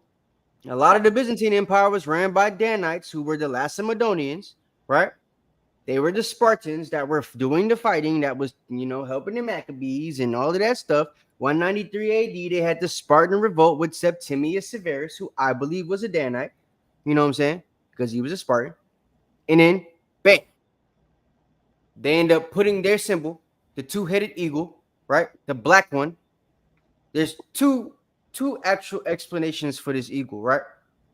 Dan and Judah being in Rome, you know what I mean? Both black, obviously, for the black eagle, but 2 heads of the same kingdom.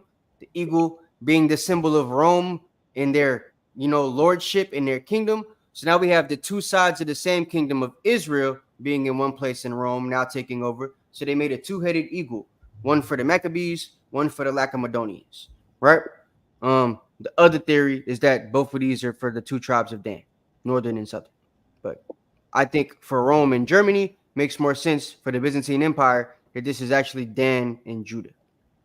The origins of the Scandinavians go back to the existence of the ancient aboriginal tribes of Germany, known as the Germanic tribes, who were the ancestors of the Vikings and the main group of people who would inhabit the 3 main Scandinavian kingdoms, that being Denmark, Sweden, and Norway. The Vikings had a very ardent warrior culture, comparable to other ancient civilizations that came before them, such as the Greek Spartans during the Iron Age, but their warrior culture was a unique one in and of itself. From a young age, the Scandinavian boys would be indoctrinated with the art of war and what came along with their way of life. They were trained on how to wield their weapons on the battlefield, with their main weapons being clubs, swords, battle axes, spears, and a bow and arrow. Rigorous training regimens resulted in the young warriors becoming equally as good with both hands at wielding their weapons. Wait, hold on, Dominic. Why we got to throw the chart in the trash? If Dan is from Europe, we just said that Judah and them was in Europe. Dan would be here in America right now, just like Judah's here in America right now. He missed that part. Like, if you know anything, after this video is going to prove to you that the Danites, the last place they took over was France. We know that all the niggas from France went to Louisiana during the Louisiana Purchase in 1803. We could put Dan on the chart and put Louisiana, duck monkey. We could put Dan on the chart and put the Americas. Right. Just like we got Judah. Right? Okay. So the chart actually still stands. Thank you. And built up their bodies to be as muscular as possible in order to use their swords. The Vikings believed participating in war was the most surefire way to acquire fame and riches, and that their exploits on the battlefield would be remembered in the annals of history for years to come. Oftentimes, when a man could no longer fight in battle, he would have his friend kill him with the hope that he wouldn't be excluded from the highest honor a Viking warrior can receive once they die, that being entering into Valhalla.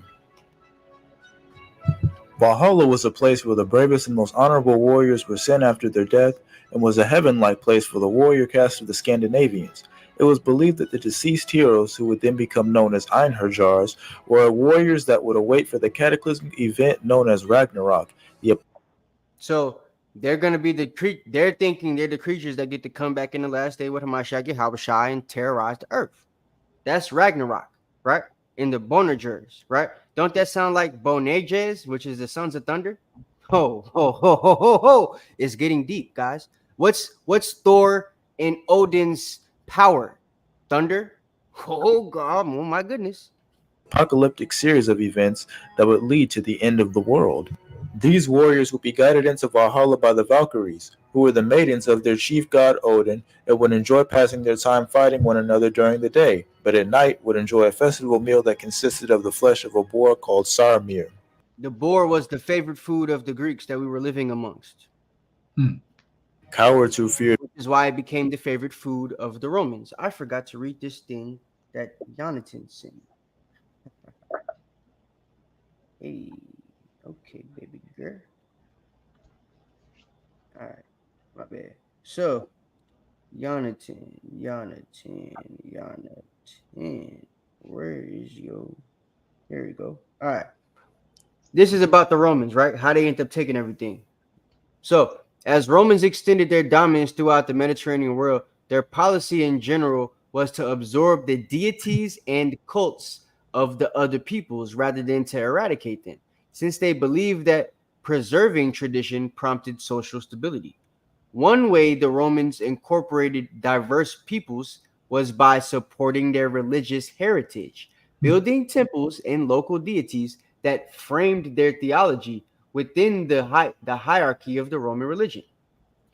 Inscriptions throughout the empire record the side-by-side worship of local and Roman deities, including dedications made by Romans to local gods. This is how they end up taking the whole Greek pantheon and giving it Roman names. Because instead of eradicating the Greek gods that the Danites gave to the Romans, or the Greeks, I mean, based off their own people, that the Romans or that the Greeks eventually made gods, godlike figures, right? For example, we give them the story of Samson, they make Heracleum, right? And then the Greeks or Romans turn it into, well, the Greeks as the Greeks, the Romans as the Greeks, and then the Romans, under Alexander and them, they change it into what? Hercules or Hercules. So that's how we end up getting the name change, right? We have Odin, our forefather and greatest warrior. They change his name to Odin and then Zeus, right? So things like that. The pantheon of gods. Odin has a wife, a consort. I forget her name, but he's about to mention it. That would be Odin's wife. I mean Dan's wife, right? In the Bible. The one son that they have, which is their god of wisdom, that is the one son that Dan had with his one wife, right? In the Bible. And then it goes on from there as far as the Greek pantheon. battle and the dangers of war would be cast down to Helheim, which was the Scandinavians' version of hell. The main home of the Scandinavian deities was. So we had Hel and Helheim. We had Valhalla, which was the kingdom or a heaven just for the warriors, and they had Asgard, which was the actual heaven that nobody's at yet but the gods, right? Ain't that crazy? Asgard, which by conventional designations is in Sweden. The main deities that the Norsemen worship were. And their god, the place that they could go to see their gods, was actually on earth. It wasn't a place in the sky. Like, Jerusalem was supposed to be for us in Israel. Okay. For Odin, the All-Father, who was the chief god of all the other gods. And Odin was the what? All-Father, the father of them all. Odin, the forefather, right? This guy that's doing the video, he doesn't know anything about Israel. He's just giving you history, so I'm tying in what he's saying. The god of war, thunder, fertility, and strength. Freya, the goddess of. And Thor, the god of war, right? Thor is the full god version of Samson, right? We have Hercules, the demigod version of Samson, as a human and a god with godlike strength. Then we have him in his full godlike form through that word we spoke about earlier, apatheosis, right? Which is how the Greeks make a human a god, right? Once Samson goes through his apatheosis, they change his name to Thor. Now he's a god of war and of thunder, right? As the god of Odin or son of Odin, right? Odin being the forefather, Dan, who becomes their all father or their god. Love and war. But he gets the same characteristics as Yahushua on the last day. Frigg, the goddess of marriage, consort of Odin, and mother of. So that's their foremother, and this is their forefather, right? The only son that Dan is said to have had in the Bible, right? This dude right here, I forget his name. of Balder, the wisest of all the gods, hence why he is known as the god of wisdom. And lastly, Loki, the trickster god of mischief and treachery. Which is basically what they was all about, right? Which is why Loki was basically their most famous god beside Hercules and Thor, because trickery and deception is something that Danes used a lot. The language of the Scandinavians was a 16-character marking script known as the runic script. Runes were often used as a means to heal and cure diseases, as well as... If you look at the script, the way it's written, Paleo-Hebrew, as believed by the Scandinavians, to stop thunderstorms and hurricanes. Runes were also used as a means of communication and would often be carved. What's that right there? Carved on wooden tablets or stones and would be sent away as a letter. The Scandinavians would also use rune stones as a form of remembrance of. Ain't that the same way we write the Yahweh? But they got it. Look. Yeah, I see it. Yep. Yeah. It's runic. You forget the language, you forget how it's written, you go to captivity, but you got the characters and you're just finding different ways to structure the characters and you put different sounds behind it. Same thing with Gaelic, same thing with English, Latin. That's how they're all able to say they all connect to Hebrew, but they're not the same. It's because of things like this. Once you go through captivity, you lose your language and you try to tie things together. And that's how we end up with this. Notable men and their accomplishments. The most famous rune stones of all were the ones seen in Scandinavian towns such as Jelling, which was... These rune stones are also known as the black men stones that they just talked about in the annals, or that book that we just read about called the what? The Origins of the Anglo-Saxon Race. So these are the stones of what's written on the stones. As you see, it's clearly stuff Israelites made. The town around the southern regions of the Jutland Peninsula in Denmark. The Scandinavian society was based in a very organized hierarchical system. The lowest in terms of overall social status were the slave caste known as thralls, who were divided between native Scandinavians and foreigners for the slave caste. So this is what I want to show you guys, right? So we got the king, right? We got earls, which is what my family was known to be. My grandfather and uncle and everybody like that, even that's their middle name, right? Scott is my middle name and my dad. Carls were the freemen, right? Freeman and Carl is a lot of y'all niggas' last name. Some of y'all named Carl Freeman. So yeah, thralls, right? They were the slaves or the unfree people. This was the Edomites usually, right? Some of these freemen here were Edomites as well, right? Earls, a couple Edomites in there, but this was mostly Jake, which is why you see black people up here, right? You got one dude with red hair right there, but all of these is niggas. Then you got the king, right? So yeah. As known as thralls, who were divided between native Scandinavians and foreigners, mainly from the British Isles and Eastern Europe. The peasantry known as Carls, which made up the bulk of the Scandinavian population, and would be freeborn citizens who possessed land and would often rely on their agricultural skills. Above them were the chieftains or leaders that had a greater level of influence than the peasantry, often due to them having possession of much larger properties and being the descendants of noble families. The aristocracy of the Scandinavians would inherit and would be designated to rule over conquered provinces and would be bestowed with the title of a Jarl, which is what... So remember, all these pictures are fake. This is all iconoclasm now. These are really black people that are supposed to be depicted. Where the term earl and the concept of earldom derives from. The highest ranking member of Scandinavian society was, of course, the king, although their power was limited to a degree. The king could not do anything without the consent of the peasantry and the chieftains, who would meet with the Scandinavian monarchs at the assize, which was a judicial inquest where the peasants and noblemen would discuss matters of war, laws, and whether or not they were good enough to be either passed or vetoed. So it's no different than the king in Israel having to have, the consultant of the elders and stuff like that he has to do to pass certain laws or something like that. So they're even taking certain structures from Israel that they use, right, and bringing them to other lands, even though they, weren't considering themselves Israelites, so to speak. They were just Danes, right, leaving that path as the snake would everywhere they go, as the Bible said they would. Kings would also be elected here as well, but the people would mostly decide to... See, that's a black person on that thing. I believe this is Queen Scotia. This is a woman, if I'm not mistaken. That's what I think this is. We elect the hereditary successor of the throne, usually the eldest son of the previous king. Though limited in their decisions, the kings would still have the power to alter laws and even make new ones, as well as fulfilling their duty of leading their subjects to war. The first Scandinavian presence in the British Isles can be found during the 5th century AD, when two Germanic brothers by the name of Hengist and Horst were said to have led the three Germanic tribes of the Angles, Jutes, Anglo-Saxons, Jutes. and Saxons into Britain. Right? So Anglo-Saxons, Jutes. Anglo-Saxons eventually became Saxons, right? I believe Angles was Judah, Saxons was Benjamin, Jutes was, both of them. Different groups that lived in different places, right? Once the Anglo-Saxons came together, they came together as one group. The Jutes, wherever they were, they came a little bit later on with the Danes, right? The Germanic tribes, and then the Franks as well. These were all black people, right? Depending on where they was at. Scythians, some of those was us, right?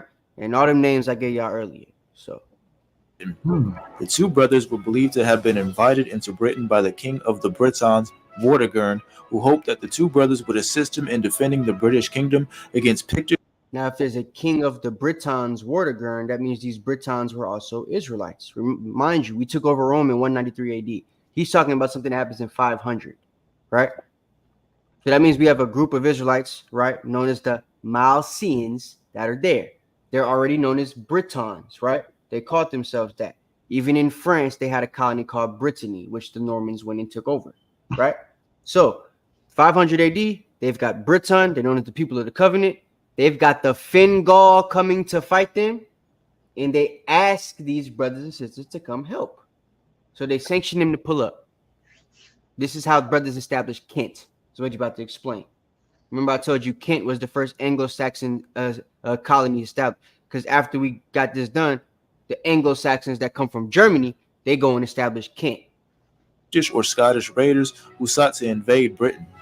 They would initially do what the king hoped for. See, he said Irish or Scottish raiders. He's not talking about the Danites, because they didn't get there till when? They didn't get back to the 800s, right? He's talking about the first group, the Fingal, right? Conor McGregor people got there first. After we left, right? We got there, we left, and then we came back. After we left, before we came back, Esau pulls up to Ireland. So now Esau is going against Judah on the land, the Mycenaeans, right? They obviously still losing, but they got bands of raiders everywhere. You know what I'm saying? So they got one band of raider that's coming to fight this specific group, with this king, Waterberg. And, he asked brothers to pull up, and they did. So the Anglo-Saxons come from Germany, and he's about to tell you what happens next. Defeating the Picts in 449 AD, but this partnership would be a short-lived one and would result in the two Germanic brothers turning on the Britons and leading an invasion with other Germanic tribes to colonize Britain. And so we got brothers here from the Mycenaeans, but instead of letting them just keep the land, we went and sent the ship out to go get the rest of the people from Germany and brought them over there. So now the rest of Judah and Benjamin, because remember I told you there was a group of them that go to Germany with Dan. Right? The rest of them come back. All right? So they leave Germany. They go back up there. Now they taking over Mercia, East Anglia, Wessex, and Northumbria. They all become Anglo-Saxons. Right? This is when you go read them or watch their movies. They have names like Mercia, Northumbria, East Anglia, Wessex. Right? You hear Kent. All those things. Right? These are colonies or states, if you will, nations that are created by these Anglo-Saxons that come in to take over the Mycenaean Judah that stayed in the land with Japhet, right? So that's what happens here. Would eventually establish the first Anglo-Saxon kingdom known as Kent. Dan is still in Germany. They're going to Denmark and all that other stuff. This is Judah that just moved up here. The second instance of a Viking presence in the British Isles came in 793. When this is Dan. The Vikings would raid the island Lindisfarne, which was deemed as the holy island off the coast of what is now Northumberland in northeastern England. Here resided the monastery of Lindisfarne that was founded in 635 by an Irish monk named Saint Aidan, and would be one of Saint Aidan, the Irish monk, was a nigga. He was a brother from Ireland, from the Mycenaean nation, right? the main monastery. He's a monk because they're going through Christianity. He's a Christian monk, right? That's part of their paganism and everything like that. If you watch those movies, you'll see that they had those. They wore sackcloth all day. They cut their head into a bowl shape. Like, you know how some of the elders, they'll tell you could wear that thing over the head, but they cut the top out, right? It's the same concept. Literally, there's no new thing under the sun. These dudes wasn't wearing the thing on their head. Instead, they was just cutting the cul-de-sac into their head, right, with their hair. Monasteries associated with the legendary Saint In fact, this is Ethelred. No, Ethelstan. This is either Ethelstan or Ethelred. I can't remember. I got the picture on my notes. I'll have to check it out. Like, I have this actual picture in my computer right now. But this is either Ethelstan or Ethelred with one of the friars. You see the hole at the top of his head, the bowl right here. Right? This the king. He's a black dude with red hair, light-skinned brother with red hair, right? Look like my brother friend Shiloh. And he's receiving something from this priest, right? This monk. Of Lindisfarne. The Vikings would raid the Holy Church of God on the island of Lindisfarne. Yeah, Ethelred or Ethelstan looked like Sinbad, whichever one that won, whichever brother did. Right.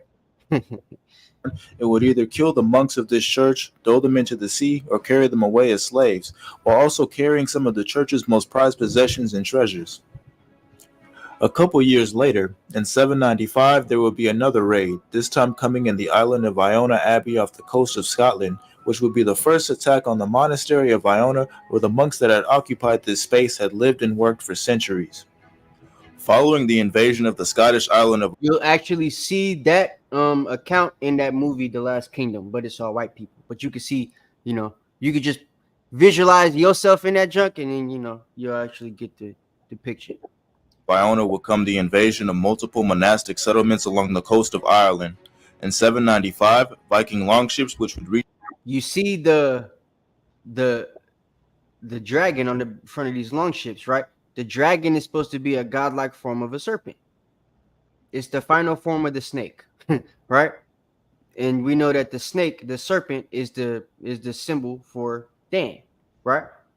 So when they get the Greece, they start making dragons and everything like that, which is also how the Romans steal the symbol of the red dragon. Reach up to 45 to 75 feet in length and were a staple in Viking warfare, would reach Ireland. The Vikings first turned their attention to the monasteries along the east coast, such as the monastery. You gotta remember, Esau's a vagabond. He doesn't create anything. Everything he has, he stole. It just happens to a lot of the big things he stole, he took from us. Right. Story of Lambay Island. In 841, they established the first hibernal Norse kingdom by the name of Dublin, which is still to this day the oldest Norse kingdom in Ireland. In 853, Amilab or Olaf. You see, that's a nigga with an afro and some braids, bro. Ain't no what? Come on. Olaf the White will be given the title of the first king of Dublin. In 854, the Danes would invade Wales, but their attempt to conquer the Welsh homeland would prove to be more difficult. Red dragon with the blue fingernails, right? Then you know that they've conquered Judah. They got the blue tongue, right? Than the others. This was largely due to the ardent militaristic forces led by the King of Wales at the time, Rhodri the Great. The Danes would try to... I think Rhodri the Great was a mix of Fingal and, Judah. Or he was a Dravidian, because they was in the land at that time too, which is why he was a black dude with blonde hair. I've seen two cases. I haven't been able to narrow them down yet because I ain't had time to do it. But he was either Jake or Japhet through the Dravidian race. To invade the island of Anglesey and Gwynedd, but would of course have little to no success, eventually being defeated 2 years later, while also suffering the loss of their leader Gorm, who was killed in battle. In the late 9th century, the Vikings would orchestrate a series of invasions against Anglo-Saxon England, particularly the northern, central, and eastern regions, mostly by Danish armies. These regions would become the areas in which the Danes would hold sway and would become known as the Danelaw. The Danelaw will come off the... Again, leaving their name, right? This is an actual authentic picture. Once they start taking over the kings, you see they tried to whitewash the images, but everybody here is black. This is what the Danes are doing to Judah, right? Heels of a massive invasion by a potent Scandinavian army known as the Great. That snake, when they bite the heels and make the rider fall off, like it says, a part of that prophecy we was reading earlier, where they also were adder in the path. It wasn't just for Esau. They also did that to Judah. They made y'all fall backwards too. heathen army, led by the two sons of legendary Danish Viking leader Ragnar Lodbrok, Ivar the Boneless, and Halfdan Ragnarsson. And Ragnar Lodbrok, the boneless, Eric the First, Eric the Red, all these dudes was all niggas, but they're Danes. The great heathen army would capture Rollo, Northumbria and its capital York, which was known amongst the Vikings as Jorvik, while also removing the current kings of that time period, Osbert of Northumbria and his successor, Aella of Northumbria, and would replace these two with Egbert the First of Northumbria. The Danes would continue their invasion in 869, where they were able to conquer the kingdom of East Anglia, and would continue to assert their dominance over the English until 871 at the Battle of Ashdown, where they were defeated by Athelred and the later legendary Anglo-Saxon king Alfred the Great. Yeah, so that was Ethelred that we saw, right? Ethelstan is Guthrum, the dude that was a Danite that converted after Ethelred, defeats the Danites. Ethelred dies. Then Alfred becomes the great king that does the, big time terrorizing to the Danites and actually puts them in subjection the whole time he's alive, right? And they don't actually get in the throne back until he dies. So, under his son, Edward. However, all of that you could watch in that movie, once again, The Last King. Death of the series, it got different, seasons and stuff. Alfred's brother, King. You was about to say something, not? Aethelred would leave the Anglo-Saxons in a period of uncertainty, which led to the now King Alfred having to pay tribute to Ivar the Boneless in order to keep the Danes at bay. And Edward, we got a picture of him I can show you guys later, but that's not really what he looks like. He's actually black too, got a nice white afro, and he's the son of Alfred, the nephew of Ethelred, who they're talking about right now. And Ethelred was the dude with the red hair that was the black dude that was with the friar with the bald head that we saw a minute ago. While the Danes held the English under their subjugation, they proceeded to attack the kingdom of Mercia, which lasted until 874. The now legendary Ivar the Boneless would die during this campaign, but would be succeeded by another Danish Viking leader, Guthrum, who took over the Danish army and continued the assault on Mercia. The Danes would gain control over all the Anglo-Saxon kingdoms. Guthrum is the one that eventually lost and had to convert and became Ethelstan. Kingdoms except for Wessex, which was the kingdom presided over by Alfred the Great. Alfred would end up defeating the Danes in 878 at the Battle of Edington and would force them to surrender while also demanding that Guthrum be baptized in Christianity, with King Alfred acting as his godfather. So that's what happened, right? This is when you start to see Danes start to convert to Christianity, and now they start to act as brothers to an extent again. So now there's a split between the Danes, right? There's some of the Danes that want to be, Anglo-Saxon, Israelite, Christian, pagan niggas like Judah, Benjamin doing. And then there's some of them that want to be straight pagan Danes, barbarians, and kill everybody off, right? And make it all Dane law. So now there becomes a split because of good old Guthrum, who changes his name after this to Ethelstan, right? In 886, the Treaty of Alfred and Guthrum was made, which defined the boundaries between the Anglo-Saxons and the Vikings and would include 15 new territories that the Danes presided over, including York, Leicester, Now look, Cambridge was a Danite territory, right? Mercia, Danite territory. York, Danite territory. My last name is here in York. My last name is in Cambridge. And my last name is found, I think, somewhere around here somewhere. I don't remember the name, though. So that's another reason why I think, could be Dane. Essex, Cambridge, and many others. The Danes being in such close proximity to the Anglo-Saxons would lead to the creation of a new dialect known as Anglo-Norse. Later in the 10th century, the Anglo-Saxons, led by Edward the Elder, king of the Anglo-Saxons. So now instead of us all speaking the same language of Gaelic, right? Now we're speaking Anglo-Norse. Saxons would conquer the Danish territories in the Midlands and East Anglia, forcing Danish earls to submit to them in order to keep their land. The Viking rule in England would end when Eric the First Bloodaxe was driven out of Northumbria in 954. This would lead.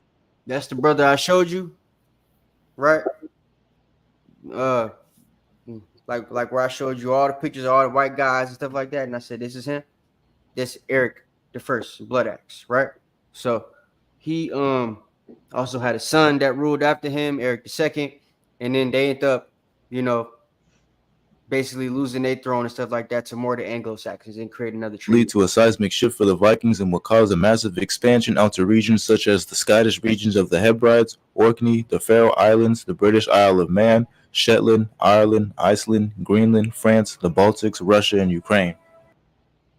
So after Eric II and Eric I are defeated, the Danes start to spread out again.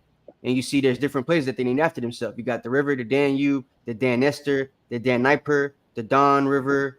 So they obviously went up around here, right? Where all these rivers is at. We got Normandy for the Northmen, right?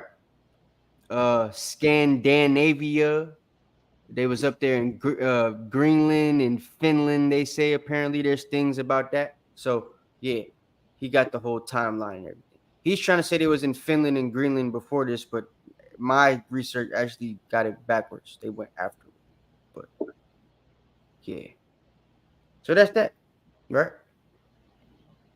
The Rhine. Yeah. They would also expand out to the region known as Newfoundland, which is what we would call today Canada, while also reaching North America in 1021. And I was going to say, and they came to North America in 1021. As I said, we have those those Native Americans in North Dakota right now called the Mandan Indians, right? The men of Dan, Right. literally. Right. Pulled up 1061 and stayed here with their Northern Kingdom brothers, regarded as some of which were already here. Very first Europeans to land in North America, approximately 471 years before Christopher Columbus. In 1016, the Danes were able to reprise themselves as the ruling class in England under the legendary Danish king Canute or Canute the Great. So Canute came back to England after all that and then reestablished the Danish kingdom. Shout out to Canute. Canute will become the first king to rule over a unified Scandinavian kingdom, which is made up of Denmark, parts of Sweden, Norway, and a unified English kingdom until his son, Arthur Canute, would take over the throne of Denmark in 1035 and later the English throne in 1040. So you see that? 1000s were in Denmark. 13, 14, 1500s, we still got people in England, France, Scotland, Wales, right?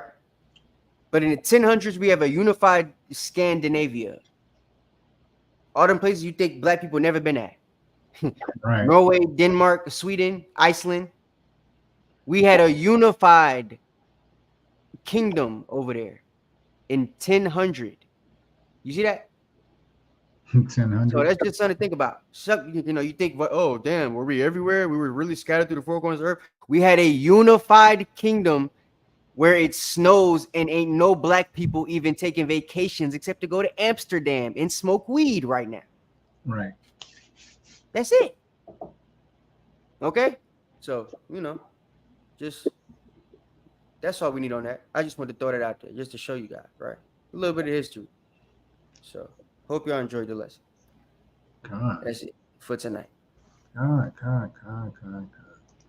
All praises to the Most High. That was great. I hope everybody enjoyed that. I have to say Salakia for being late. Sorry it was so long. But yeah. Hey, but well needed, right? Because we don't hear about the Dan breakdown or what happened with the tribe of Dan. We know that's one of the 12 tribes, but the Bible does not talk about it as much. So this is a great lesson. Hey, that was some great research, Cap. Appreciate that. All praise to the Most High. So I hope everyone, was able to kind of keep up, take notes. But here's the great thing about what YouTube does for us. Yeah, right? Watch it over and over and over again if you can. You can watch it over and over again. All praise to the Most High for that. So if you didn't get a chance to write things down, hey, take some time out this Shabbat coming up. And, hey, be at home, go over the lesson, write the notes down, and put this up so that you can teach this to your family, friends, and loved ones. So, yeah, hey, and before you close out, before you do what you're going to do, right, and just to let me back off what he said, because a lot of y'all, like I said, might be Danites. God, that's right. We've given you the book Nature Knows No Color Line before. It got last names in there from Germany, England, Scotland, Wales that some of y'all still got right now. That's right. Right? So that means you didn't get them names through slave master. That means slave master got that name from you. That's right. The whole colony got moved over there, and it was like, "What's your name? Latham. Oh, what's your name? Mason. Oh, what's your name? John, son of John." You think the white people was really named son of John, nigga? No, that was you, right? You think the white folks was named Gadson? No, that was you. You think the white folks was named what's another Philipson? No. Like, come on, Peterson? No. You know what the Sons is from? That's like German. That's like Norse. It's from them being up north, putting the sun at the end of everything. You know, there used to be like Ragnar, son of Ragnar. That's right. That's what it means. That's what it means. The son. No different than you know, all your ban Yasha Allah. Yasha Allah, yeah. Right?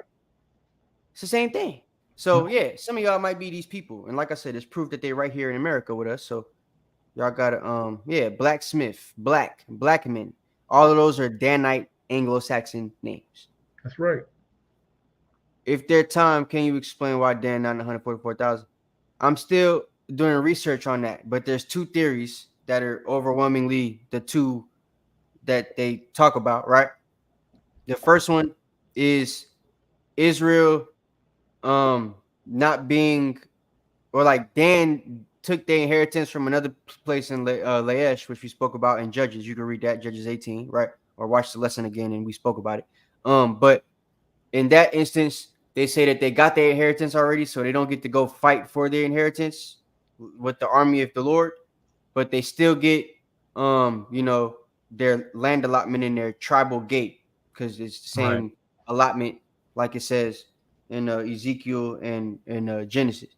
But there's also a second one that says it's a typo and that they're really supposed to be there in place of Manasseh, and that Manasseh is Joseph instead of Ephraim being Joseph, and Manasseh is Manasseh, and Dan is left out.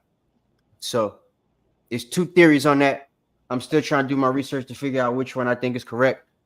I'm not gonna lie, unless I can find proof that there was a typo, I have to go with the second one or the first one that I gave you until how should I come back and actually show you that Ragnarok is happening. You know what I'm saying? Because I mean, I don't know why they would have a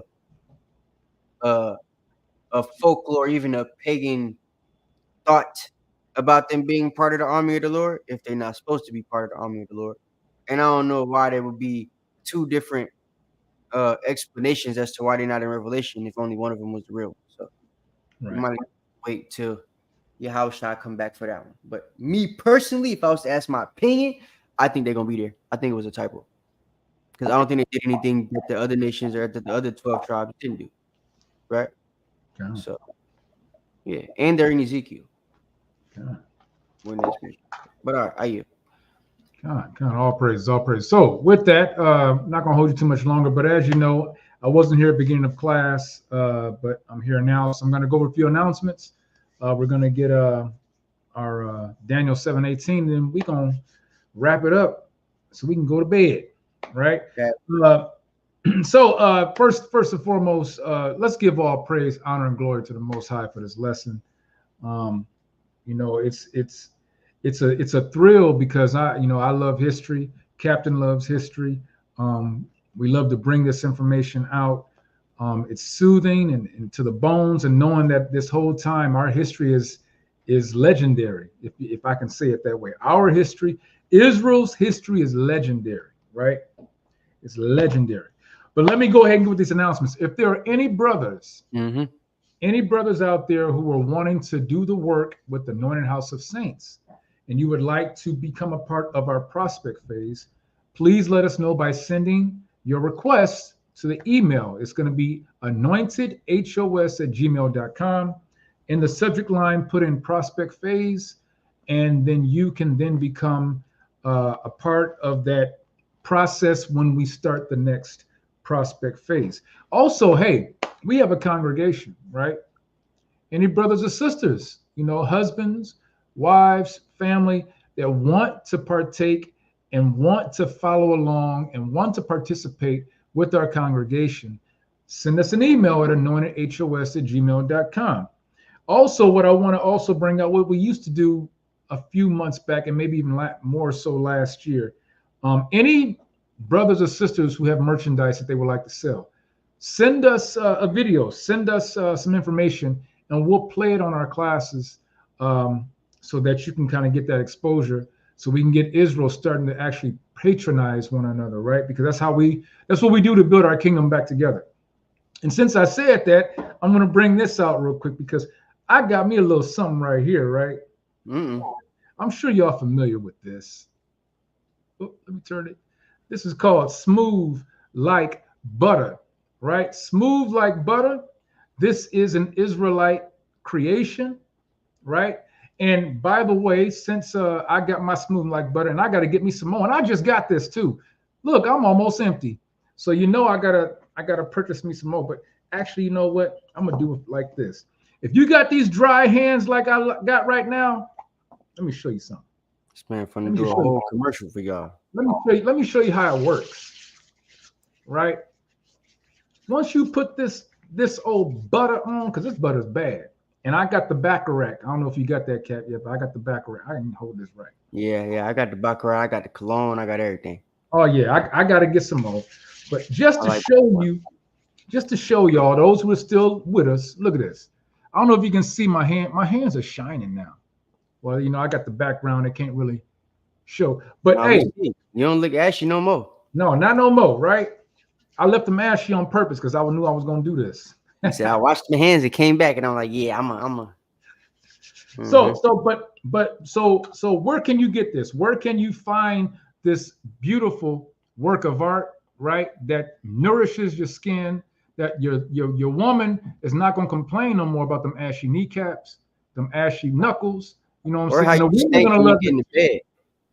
Oh man, see, I don't want to get that. You know that's not my business. But what I do want to show is this. Check this out though. There right now is a sale going on with Smooth Like Butter. Sale this week, only 20% off the entire stock on the website. 20% off this entire website, the stock, only this week. Please. And it's already Tuesday, so it's already getting up. That's right. So hey, if you want to get some of this, you want to get that 20% off, you want to stock up for your lady, for yourself, for family, go to www.smuvlikeButta.com. That's smoothlikebutter.com and order yours right now. All praise for that. All right.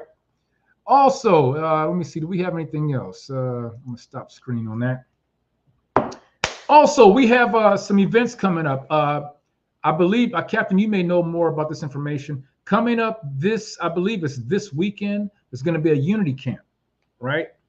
For Javion McGee. That's the young brother that was found unalived.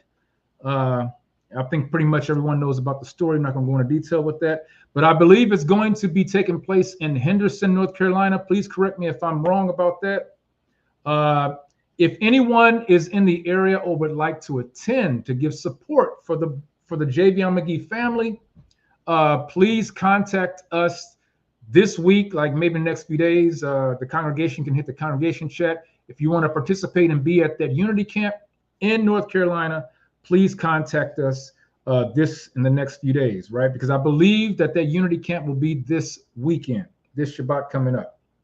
Also, we have the Day of Atonement coming up. We will be recognizing the Day of Atonement on October 11th. We will be pretty much having a full day. There won't be any camp going on. There'll just be teaching. There'll be lessons going on throughout the day for the whole Day of Atonement. Then following that, of course, you know, Anointed House of Saints, we will be recognizing the Feast of Tabernacles on October 16th through the 20th. But we will not be gathering until the 17th to the 20th. This will take place in Greensboro, North Carolina. More information about that will be coming pretty soon. Just wanted to throw it out there so everybody knows that it's right around the corner, right? Also, let me see what I got. I'm not going to give out shout outs because I wasn't here earlier and I couldn't pick up anybody that came in the room to give them a shout out. But I think that's about all I got one more thing. And as a matter of fact, I don't know if Captain did this earlier, but if he didn't, I'm gonna do it. Bear with me real quick, brothers and sisters, because I want to share something with you real quick. Let's get this going. The premiere is here.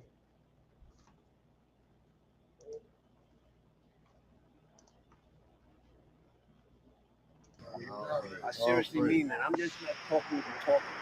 I love the strength that I'm feeling. You know what I mean? So I'm just saying, yo, brothers, keep stay in the spirit, man. Yes, sir. Y'all the Most High battle axe. Yes, sir. That's right. Y'all will buy Shem Yahweh Shabarakathon. Y'all Shem Yahweh Shabarakathon.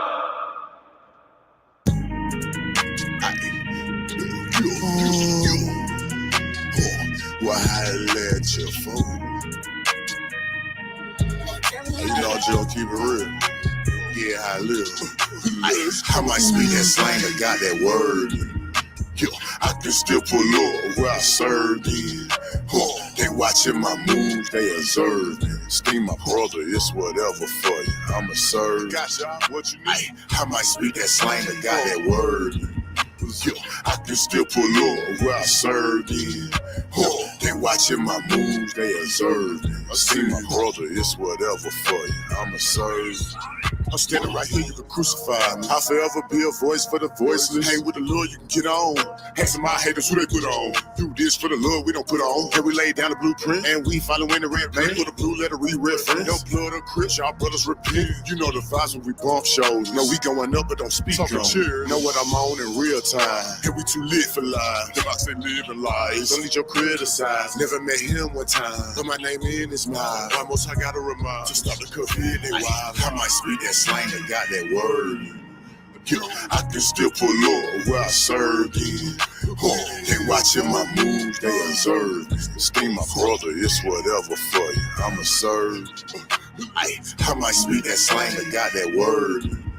Yo, I can still pull up where I served in. They watching my moves, they observe. Steam my brother, it's whatever for you. I'ma serve. Yo.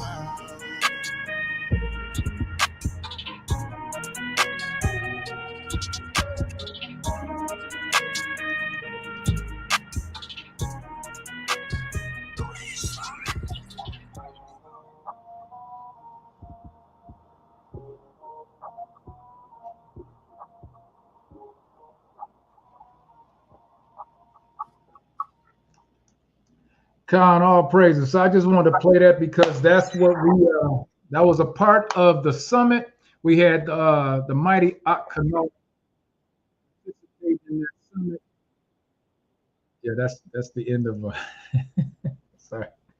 No, the mic started sounding muffled. That's why I was. Oh, okay. Oh, sorry. So yeah, so hey, I want to give let's give a big that director did a good job. Shout out to the director did a good job, didn't it? Shaquat B. Judah, right? Hey, that was an way. We had a great time at the summit. We got a chance to be a part of Akanu's video. Shout out to Akanu, and all the other brothers that came with him. All the brothers that were there. Even some of the people in the neighborhood came and participated in the video. So it was a real nice time. So hey, let's support our people, right? Support our businesses. Support our music. Support the channel. Support the congregation. Support the camp. Right? Let's support one another. Let's come back to keeping these laws, statutes, and commandments so we can take the kingdom, right? And with that, we're going to get Daniel 7 and 18. And it reads, but the saints of the Most High shall take the kingdom and possess the kingdom even forever and ever. Bahashem, Hamashiach, Yahweh Shai. I did enjoy this class, although I was late.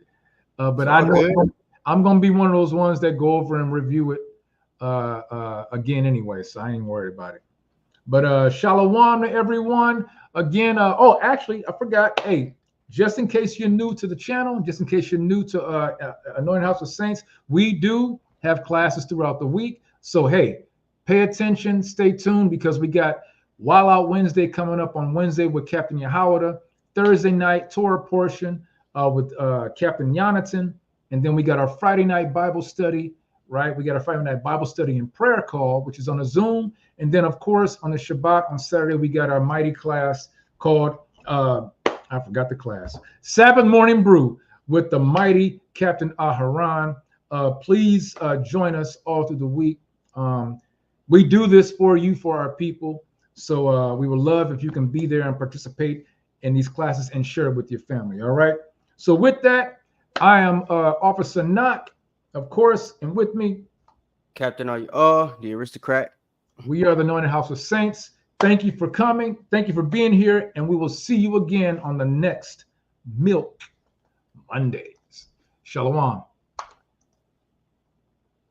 everyone. As soon as I can find a button so we can get on out of here. Shalom, everybody. This is not a test.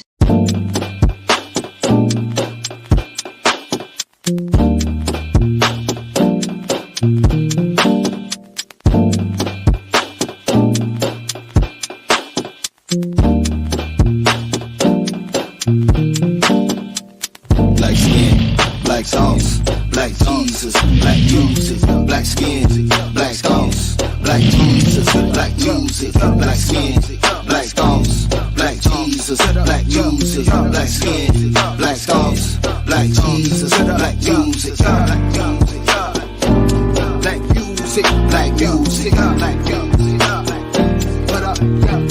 black music, black music. I guess it didn't want us to end, so shalom, everybody.